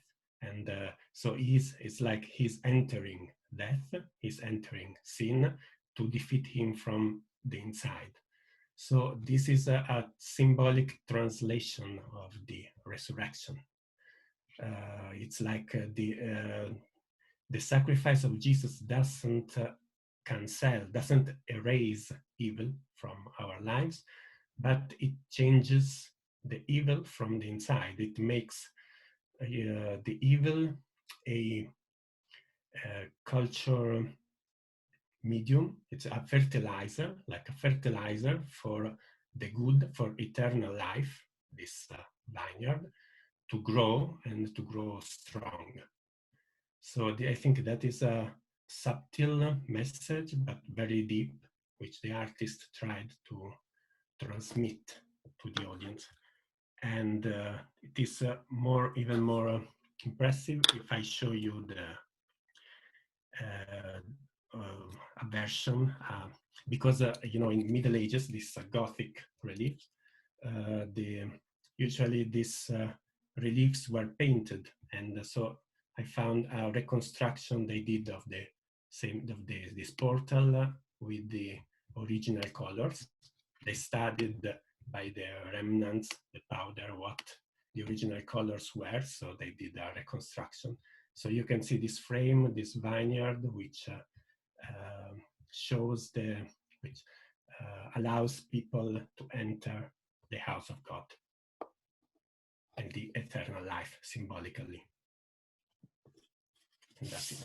Lovely, thank you, Alessandro, Caterina, and any other from Prague, or eventually more will join. We move on now, we're approaching the end, so hurrah for us. We will go now to Ragusa, and where Simona will just say hello to everyone. Hello to everybody, I'm Melone from Ragusa. I hope that the next meeting there will be more people. Our neighbors in Sicily, so we understand your isolation. So welcome, and thank you for being here. Thank you, Simona. We move on to Ravenna. Can we hear some words from anyone in Ravenna? Yeah.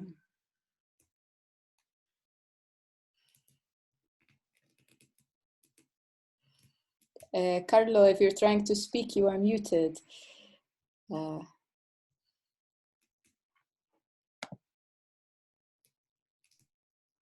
Okay, we move on then. There seems to be no one from Ravenna here, but we say hello to them if they are listening to us. Roma Uno, big group. Yeah. Here we are. We just say hello, and you can send the video. All right, give me a moment. So I will try to. All right, I share the screen. One moment, and here we go.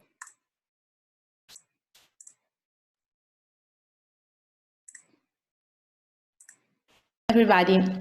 Well, today we present you a fresco that is located in the Church of Sant'Ignazio, where we do our service. It represents the story of Judith. But who is she? Judith is an Israeli woman, a widow. Widows at that time were among the most defenseless and exposed people. Her story is located at the time in history when Israel is threatened by the Assyrian army, which is likely to invade Jerusalem. After many defeats, now discouraged, Israel plans to surrender and give God an ultimatum. If you don't help Israel within 5 days, we will surrender to the enemy. Judith, indignant at this purpose of the soldiers and at the defiant attitude they have towards God, offers herself to try to defeat the enemy. Before acting, Judith spends one night in prayer, asking God to stand by her and give her the necessary strength. She takes off her widow's clothes, prepares herself by enhancing her beauty, and goes alone with her maid to the Assyrian camp, where she seduces the commander Holofernes, makes him drunk and kills him, decreeing the victory of Israel. The fresco you see immortalizes the moment when Judith cuts off Holofernes' head. But what hides this gesture of violence? Actually, we never speak in terms of violence during this part of the Livingstone's visits. The fresco itself seems to ask us to focus more on the luminous and colorful character of Judith, rather than on the gesture of violence she is carrying out. Violence is not at the center of the scene, but at the center there is the triumph of Judith, symbolized by her brilliant clothes. Knowing the story of Judith, we manage to catch, behind the violence, a bigger story that the Lord, together with her, together with the man, writes, and therefore the real theme of the scene, the act of entrustment of Judith. She is the symbol of those who put their weaknesses in the hands of God and allow Him to pass through them, so that the power of God may be manifested in the human weaknesses.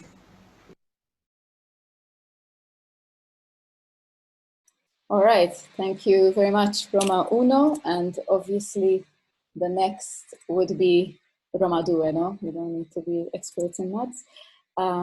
So I ask someone from Roma Due to say hello to us. Yes, hello, it's Valerio from Roma Due, which is also in Rome. It's another city. And I would like, first of all, to introduce all the other members that are present here of the community, which are Sabina. Hello, Sabina, talk? No. Okay. Valentina. Hello. Hello, everybody. Hello, Irene. Hello. Simona. Hello. Emanuele. Hello. And Chiara. Hello. Okay. And now I would share with you the video we prepared as a community of our history of violence. All right, it's coming up. Thank you.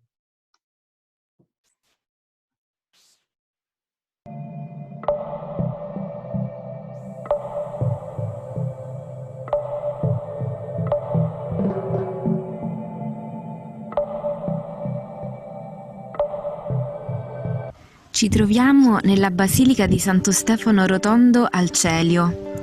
Nata come caserma romana, con all'interno un santuario dedicato al dio Mitra, venne edificata grazie all'iniziativa imperiale romana nel 460, in parallelo con quella bizantina di Eudossia, che aveva fatto costruire la prima chiesa dedicata a Santo Stefano a Gerusalemme. Nel 1580 venne affidata ai gesuiti del Collegio Germanico, i quali incaricarono il Pomarancio di realizzare un ciclo di affreschi sul martirio dei primi cristiani. Si tratta di 32 scene che si presentano come veri e propri quadri di meditazione. Nel primo vediamo Gesù morto in croce e vicino a lui 15 che rappresentano però tutti i martiri della storia, i quali a loro volta hanno dato la vita formando una catena di testimonianza. Nel secondo affresco, infatti, troviamo Santo Stefano, il primo martire, nell'atto di essere lapidato. Il suo volto perenne e serafico già contempla la gloria di Dio nei cieli che si aprono sopra di lui. Al suo martirio era presente Paolo, rappresentato insieme a Pietro nel terzo affresco, mentre viene decollato. La sua testa fa 3 balzi e da questi nascono 3 fontane tuttora presenti a Roma. I paesaggi sono ameni e verdeggianti, in netto contrasto con le scene di tortura cruente che vanno dall'immersione nell'olio bollente come quella di Giovanni, che miracolosamente non morì, alla morte per soffocamento così come il caso di Cecilia, che cantava inni e lode a Dio mentre veniva torturata e divenne la protettrice dei musicisti. Sopra ogni scena, al di fuori della cornice, si trova un passo della Bibbia. Al di sotto le iscrizioni in stretta relazione alle scene raffigurate sono scritte sia in latino che in italiano, perché si rivolgevano tanto ai seminaristi del Collegio Germanico, preparandoli ad affrontare, fino a dare la vita, il mondo della Controriforma una volta diventati preti, e sia a tutto il popolo dei fedeli. L'iscrizione posta sotto questo affresco spiega che si tratta del martirio di Felicita e i suoi 7 figli. Il versetto 5 del capitolo 3 della Sapienza, posto al di sopra, recita: «Per una breve pena riceveranno grandi benefici». Nel 250 d.C., durante le persecuzioni di Decio e Valeriano, venne emanato l'editto che imponeva a tutti i cittadini di offrire sacrifici pubblici agli dei e all'imperatore, con l'intento di cancellare il cristianesimo. Proprio nel 250, il proconsole Quinziano, giunto alla sede di Catania, mise in atto una feroce persecuzione. Si invaghì di Agata, che con la sua famiglia aveva provato a fuggire a Palermo, e ne tentò la corruzione morale affidandola a una cortigiana e alle sue figlie. Agata, che aveva consacrato la sua vita a Dio, uscì da quella lotta vittoriosa e più forte di prima. Quinziano la fece interrogare, processare e la mise in carcere, dove venne fustigata e sottoposta al taglio dei seni. Durante quella notte venne visitata da San Pietro, che le guarì le ferite. Venne sottoposta al supplizio dei carboni ardenti, ma un terremoto la salvò. La notte seguente all'ultima violenza, il 5 febbraio 251, Agata spirò nella sua cella. Quanta bellezza dentro tutta questa violenza!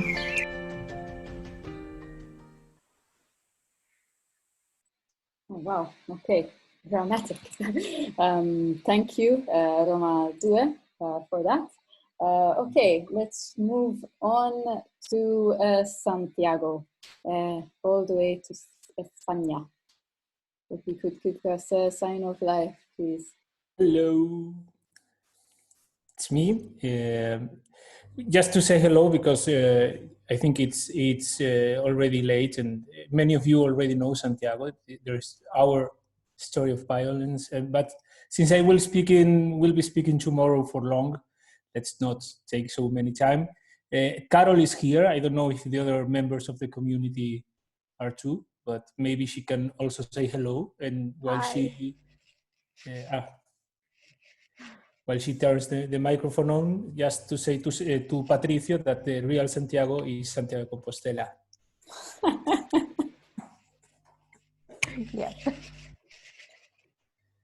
All right, thank you. We got the message, Ricardo. And thank you also for the lecture and the workshop that you will be delivering tomorrow.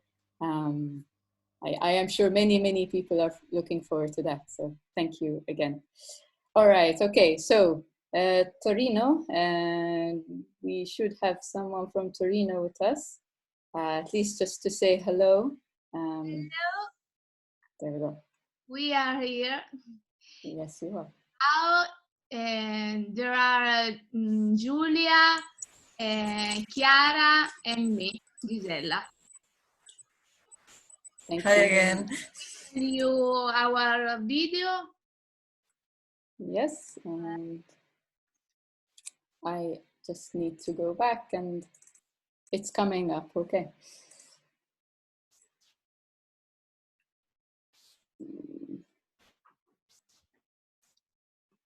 All right, here we go.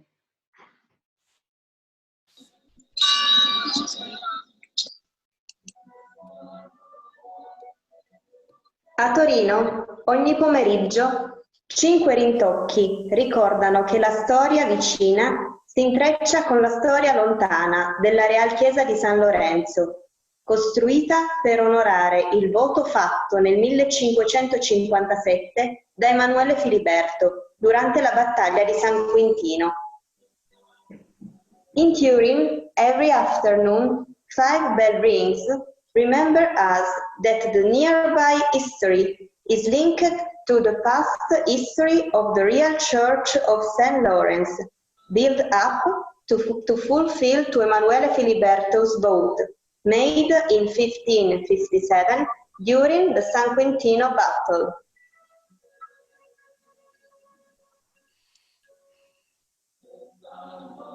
Una storia di guerra e di violenza, attraversata dalla fede. La fede che ha permesso di passare dal buio, dalla cecità alla luce ed intraprendere già interiormente lo stesso itinerario che ha innalzato San Lorenzo fino alla sua gloria. A history of war and violence, crossover by the faith which led us to move from the dark, the blindness, to the light, and undertake already from the within the same path that raised up St. Lawrence up to his glory. Nella cupola, un vorticoso e graticolato cammino di luce e ogni angolo dell'edificio sacro invitano i cercatori di senso a poter dire: le tenebre non sono più tenebre, la notte come luce risplende nell'equilibrio del tempo. In the dam, a swirling and grill-shaped light path, together with every holy building corner, invites the ones in search of the true meaning to say that the darkness is no longer darkness, the night shines as the daylight in the times of equilibrium.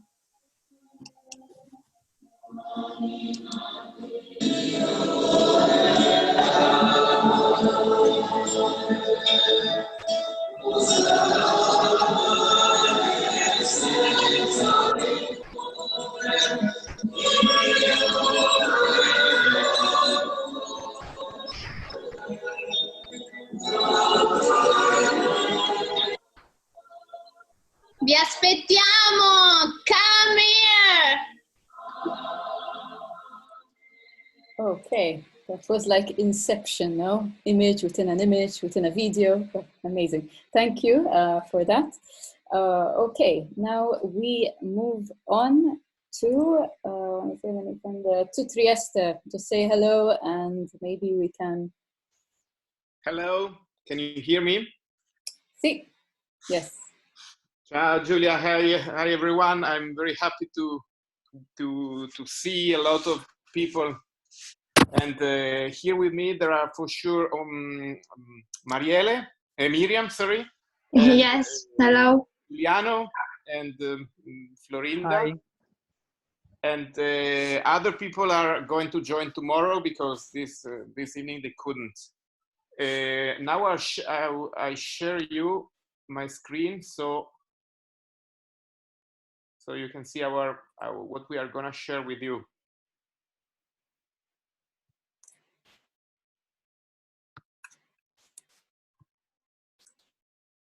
Okay, can you see?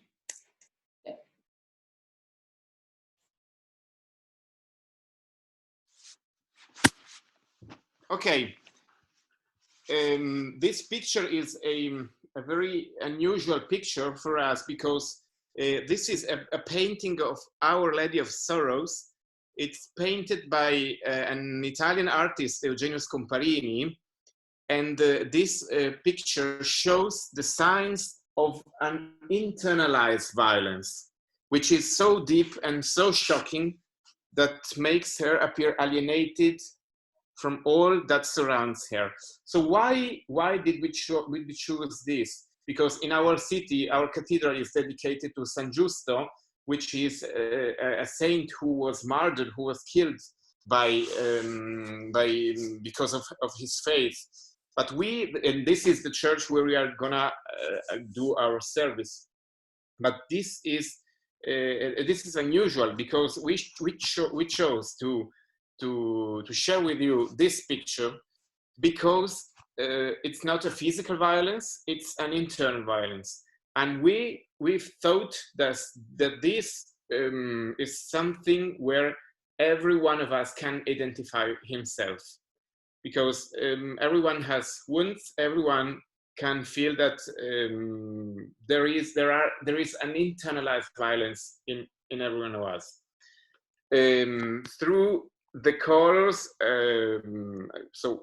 I also would add to that this picture is in the personal chapel of the bishop, which is a very interesting example of liberty art, of Jugendstil, what the Austrian would say Sezessionsstil, which is typical in Vienna.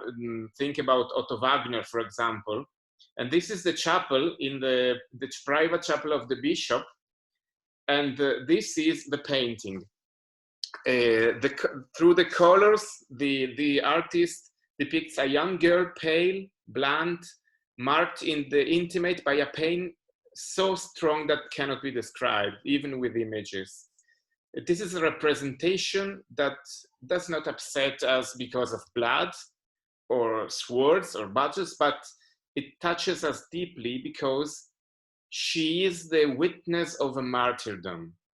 Normally, the apostles are called the martyrs, the witnesses of the resurrection. And she is, the Virgin Mary is witness of the death of Jesus Christ, of the death of his son. So she is witness that every internal violence cannot get out from the hands of God. This is for us a very impressive message. There is no violence that is outside of the hands of God.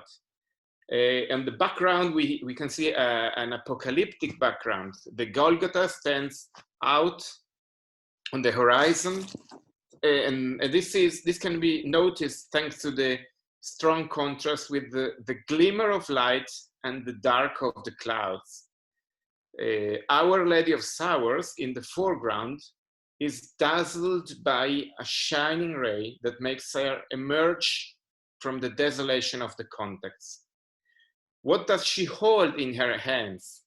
It's very interesting because this is similar to what in the medieval and in the ancient period of Christian art was called the Insignia Christi, because she has in her hands the symbols of the Passion. This reminds me, for example, the Portico della Gloria in Santiago, where you can find the symbols of the Passion. So the crown of thorns you can see, and then in her hands she has what seems to be a veil, perhaps the veil that belonged to Veronica.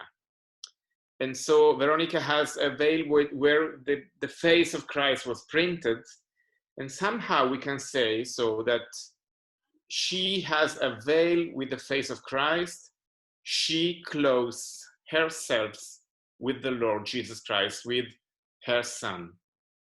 So every internal violence can be clothed with Jesus Christ. This is valuable also for us. I think that Our Lady of Sorrows is so realistically depicted that it touches us intimately in her pain, making us feel close to her even through a canvas. And this is what we wanted to share with you. Thank you, Francesco, and the rest from the community of Trieste. Thank you. Thank you very much. So we will move now, not too far from you, actually, to Venezia. I know there should be Chiara. All right.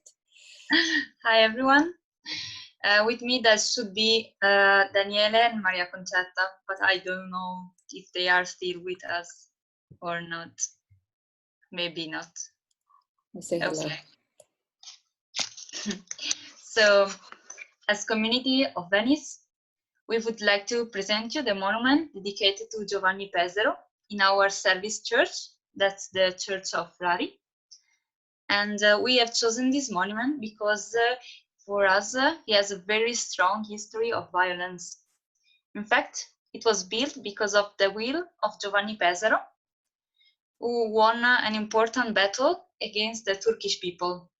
And for that, he wanted to be glorified forever in the most important church of Venice. So the first kind of violence that this monument represents is the violence of domination, of imposing ourselves for gaining fame and glory.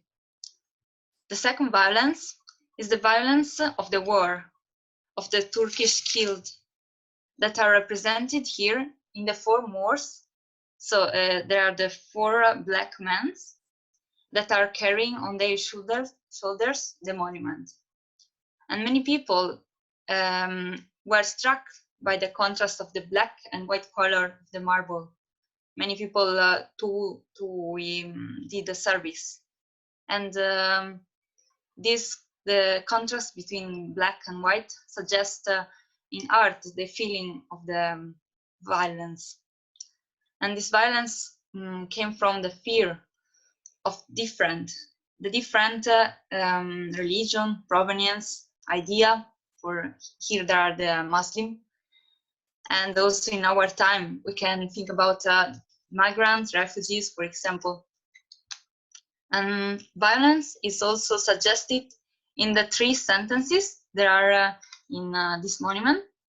In the bottom left, so it's evicted, so he lived for 70 years. And then in the right, he died in the 1659. And up under the statue of Giovanni Pesaro, it's written in Latin, he reborn in the 1669, sorry. So this shows that really Giovanni Pesaro believed that with this monument, he could gain life forever, could reborn, actually. And so violence here is present also in the believing that only our idea are right. And maybe sometimes we want to impose them to others. And we confuse faith with superstition. Yes. All right. Thank you very much, Chiara, and also to the others from Venice, even those who could not be here with us.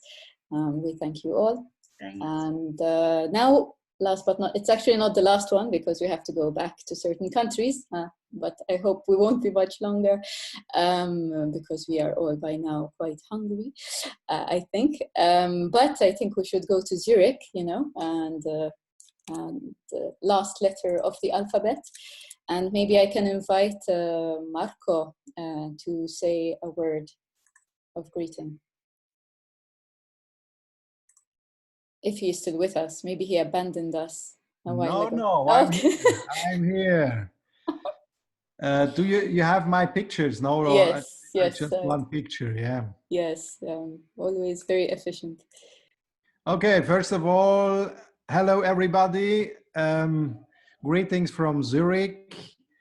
I'm happy that you are still here. And just shortly, thank you also, Julia, for this big work you are doing. It's really amazing. It's very difficult to organize video conferences and to keep the time. That's always an issue. But here, I will tell you these 2 windows from the Grossmünster, the ones who has been in Zurich last year. You've been in this church. It's a Protestant church. Before it was a Catholic church, but by the Reformation, that was actually happened here in this church in the Grossmünster. There was the Reformation. So today it's the main Protestant church, you can say, in Zurich, or even in a certain kind in Switzerland. And but the church was built on the martyrs of Zurich. So before it was, of course, a Catholic church, the martyrs Felix and Regula. And so that's the first connection with the violence. And probably another connection, it's certain sense violation of violence is the iconoclasm. I don't know if you know about the Protestantism. They put all pictures and everything out of the churches because for them it was idolatry, and they wanted to put in the center the word and not pictures. And probably in this time they had probably also a good reason to see it like this. But what is nice to see that today we have two modern windows. So there is again pictures in the church. So it's a certain ecumenical approach, let's say. And what we see here, these two windows, is on the left side, just shortly, the scapegoat. All these windows try to have a reference from the Old Testament to Jesus. So this one, the scapegoat, you know, it's also an image from the Old Testament. But what is nice to see that this famous artist, Polke, Sigmar Polke, he died 10 years ago only. He put the wounds of the scapegoat are tulmin. That's the most precious stone that the artist had. And he put for the wounds of the scapegoat these most precious stones. And he gifted them also to the church for free. So it's a very nice symbolic violence and healing actually in the same, in this symbol of the wounds, at the same time very precious stones. And on the right side you see also the scapegoat in the above the window, and but it's the scapegoat, or it's the goat, let's say, from the sacrification of Isaac. Abraham tries to sacrifice Isaac, and actually you see above Abraham with a sword in the hand and in the circle, and the artist just wanted to say, don't start with violence, because with violence you will become also victim, and you start a vicious circle. Violence generates new violence. So Abraham is actually beating himself there. So it's a very nice also connection to violence. So this is from me. Thank you very much to everybody, and hope to see you later again. Bye-bye. Thank you, Marco, and we hope so too. It's good to mention that in Switzerland there's also St. Gallen, that they couldn't be with us here, correct? And Marco is more or less the person who kind of takes general care of the Swiss area. And I remind you, last year we were in Zurich and we actually did visit this wonderful Grossmünster. So thank you for that. We actually went through all the alphabet, so hooray for us, 1 hour later. So I will just pretend that we are on British time, which means we are exactly on time at the moment. So they are 1 hour before us, of course. But actually I would like to try and once again either go to Mexico or once more to Napoli. I just would like Caterina to confirm if it is the video in Italian, because for a moment I got confused of the expulsion of Heliodoro. Yes, it's in Italian, but it has English subtitles. Okay, so we will try and show you this video. Okay, it's really worth it. Also, quite a lot of drama to the to the evening, I think. So I will try again. All right. I will share my screen. And here we go.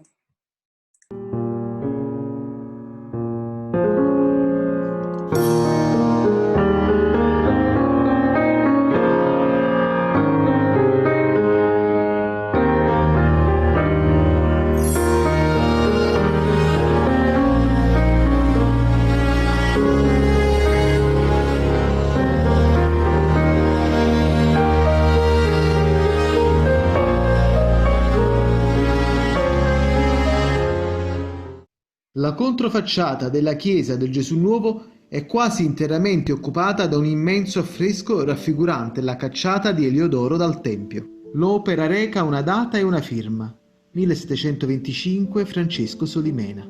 I gesuiti vollero che fosse proprio lui a raccontare pittoricamente quella storia tratta dal secondo libro dei Maccabei. Un tema con il quale, poco più di 2 secoli prima, nelle stanze vaticane, si era cimentato un gigante dell'arte italiana, Raffaello Sanzio. Ma chi era Eliodoro? Era uno degli uomini di punta di Seleuco, re dell'Asia. Incaricato degli affari reali, aveva ricevuto un ordine ben preciso: depredare il tesoro del Tempio di Gerusalemme per rimpinguare le casse del regno. Poco importava che quel denaro fosse destinato alle vedove e agli orfani, come il sommo sacerdote Onia tentò di spiegare. Eliodoro voleva solo portare a termine il suo incarico. Ciò che accadde dopo è rappresentato nell'affresco. Sotto i nostri occhi si consuma un dramma sacro. Sui gradini del Tempio, cuore spirituale del popolo di Israele, il genio di Solimena compone la sua mirabile scena. Figure, tantissime figure, donne, uomini, c'è chi assiste alla scena, chi continua a farsi i fatti propri, chi si affaccia dalla balconata, al sicuro, come se stesse osservando uno spettacolo che non lo riguarda. Eppure, al centro dell'affresco è la presenza di Dio, quel misterioso soffio celeste che interviene nella storia di ogni uomo. Eccolo, Eliodoro, riverso sui gradini, inutilmente tenta di farsi scudo con il braccio. Ormai è sconfitto. Le sue soldatesche si voltano indietro agghiacciate. Neppure un simile fenomeno ferma la loro rapace bramosia e provano a scappare col bottino sulle spalle. L'agitazione è palpabile in ogni movimento, ma tutto pare sospeso in questa presenza che ha dell'inverosimile. Il popolo di Israele, anziché imbracciare le armi per difendere il sacro tesoro degli ultimi, sceglie di innalzare la propria voce al Signore. Ed egli risponde. I cieli si aprono sul Tempio e al centro della scena un'impetuosa figura a cavallo fa la sua comparsa. Ad un primo sguardo non ha proprio nulla di soprannaturale, tutt'altro. Sembra un uomo come tanti. A difendere il suo busto è però un'armatura d'oro, metallo prezioso, simbolo della fedeltà di Dio, simbolo incorruttibile di amore. A sinistra, senza armatura, ma armati di bastoni, 2 angeli accompagnano il cavaliere. Cade un uomo sulla sinistra e il suo manto rosso, simile a un elegante rivolo di sangue, si adagia sui gradini del Tempio. Un soldataccio è talmente terrorizzato da cercare di tagliarsi la testa dalla disperazione. Dio difende gli umili e schiaccia i violenti. Il Tempio è salvo dalla profanazione e Eliodoro, il profanatore, punito con la morte. Ma è davvero così? Non proprio. Nella tenda, nel Sancta Sanctorum, nel luogo più sacro del Tempio, alcuni sacerdoti inginocchiati pregano. Solo il sommo sacerdote Onia è rivolto verso l'arca dell'alleanza. L'assurdo dell'amore di Dio ascolta ed esaudisce la preghiera di Onia. La grazia di Onia ha reso possibile il primo grande incontro di Eliodoro con il Signore. Un incontro che ha il gusto del sangue in bocca ed è segnato dai lividi del corpo. Uno scontro, più che un incontro, eppure è proprio una preghiera a restituire lui la vita. Certo, una domanda sorge spontanea. Perché Dio ha voluto usare la violenza per convertire Eliodoro. Forse era l'unico modo per poter davvero impressionare Eliodoro, abituato com'era a seguire ciecamente gli ordini dei suoi superiori. Gli ha mostrato qualcosa di familiare, un'affermazione di potenza e di grandezza, qualcosa che Eliodoro conosceva bene, ma trasformandola. Sotto spoglie di violenza, Dio ha mostrato il suo vero volto, che è misericordia, tutt'altro che violenza. Lo ha fatto proprio attraverso Nia, l'uomo che Eliodoro, all'inizio della sua storia, aveva rigettato come mero ostacolo alle sue intenzioni. Eliodoro ha visto Dio con i suoi occhi e per questo ne è diventato testimone, come dimostra il seguito della narrazione. La collocazione dell'affresco sulla controfacciata della chiesa non è affatto casuale. Al visitatore o al fedele, ormai in procinto di uscire, è chiesto di riflettere sulla propria esperienza con Dio. Che sia di scontro, di incontro o di comunione, essa è sublimata nella consolazione della grazia, che custodisce, guida e infine salva l'uomo con imprevedibile creatività.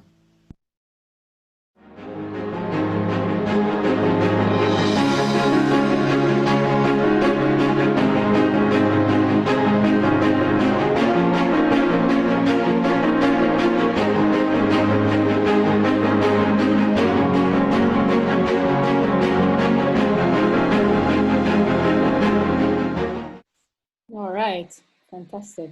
Wow, that was really, really like a marathon, and what a video. I think, I don't know if you agree with me, maybe it would be good to conclude actually with this video. I apologize again for Pisa and for Mexico, but I think it would make sense, even with the messages that were in this video, that we could, in a way, bring this first moment to a close. I remind you, some of the videos that you have shared with us will be available on YouTube. Some of them already are, like the one you have just seen. And those of you who feel maybe inspired after this evening and would like to do something, to create something together, you are still very welcome, you know, to put a video together or an explanation of your image, of an image of your choice from your church. Okay, so I think, again, we are really way beyond the schedule, so I think it's time for all of us to take a little break. Before we now meet, we gather in our small groups. I hope you have all been contacted by your group coordinators.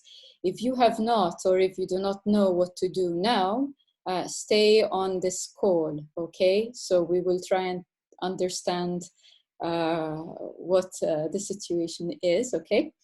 Otherwise, I would like to thank you all for your stamina, for your patience, for your cooperation in all of this. You built the first moments together. Again, the idea of this first moment was not just, firstly, to introduce the whole camp, of course, but also to introduce the different communities. As you saw, there are so many. Some aren't even here. I could mention Genova, for example. They were not present with us, but you know, we are more than 30 communities all gathered here. So first, it was a way of introducing also yourselves, the theme of violence, but also this idea that we come from a history of violence, including our Christianity, no, is built on violence. So in these 3 days, we will make a progression from the history, so acknowledging where we come from, to understanding it, and that we will try to do tomorrow with the formation session that you all chose, okay? And you will be, I will just run you very quickly to what to expect tomorrow. At 3 p.m, no, you will be, you were contacted also by your coordinator, your group coordinator, that is, your formation group coordinator, to know what link to press on in order to follow this, this session. After that session, you have sharing in small groups again, okay? And in the evening, so at 7 in the evening, we will meet again all together, okay? All 160 of us. But in the meantime, your coordinators will remind you, okay, what to do, what the next step is. So tomorrow is dedicated mostly to formation, all right? And finally, the last day would be us moving towards prayer, transforming this maybe ideas we have of violence. Okay, so this is the 3-step process, more or less.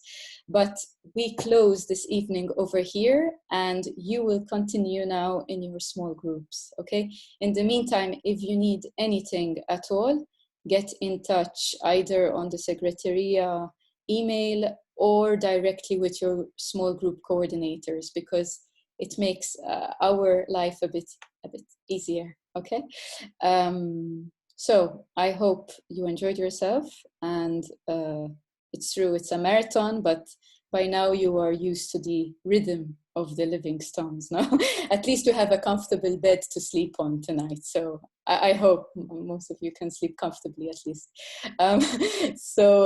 Yes, Ricardo's very happy as well. So buon appetito if you haven't yet eaten, and buona continuazione and buon condivisione. I don't know why I said them in Italian, but I did. So there you go. Ciao, everybody. May I have a question?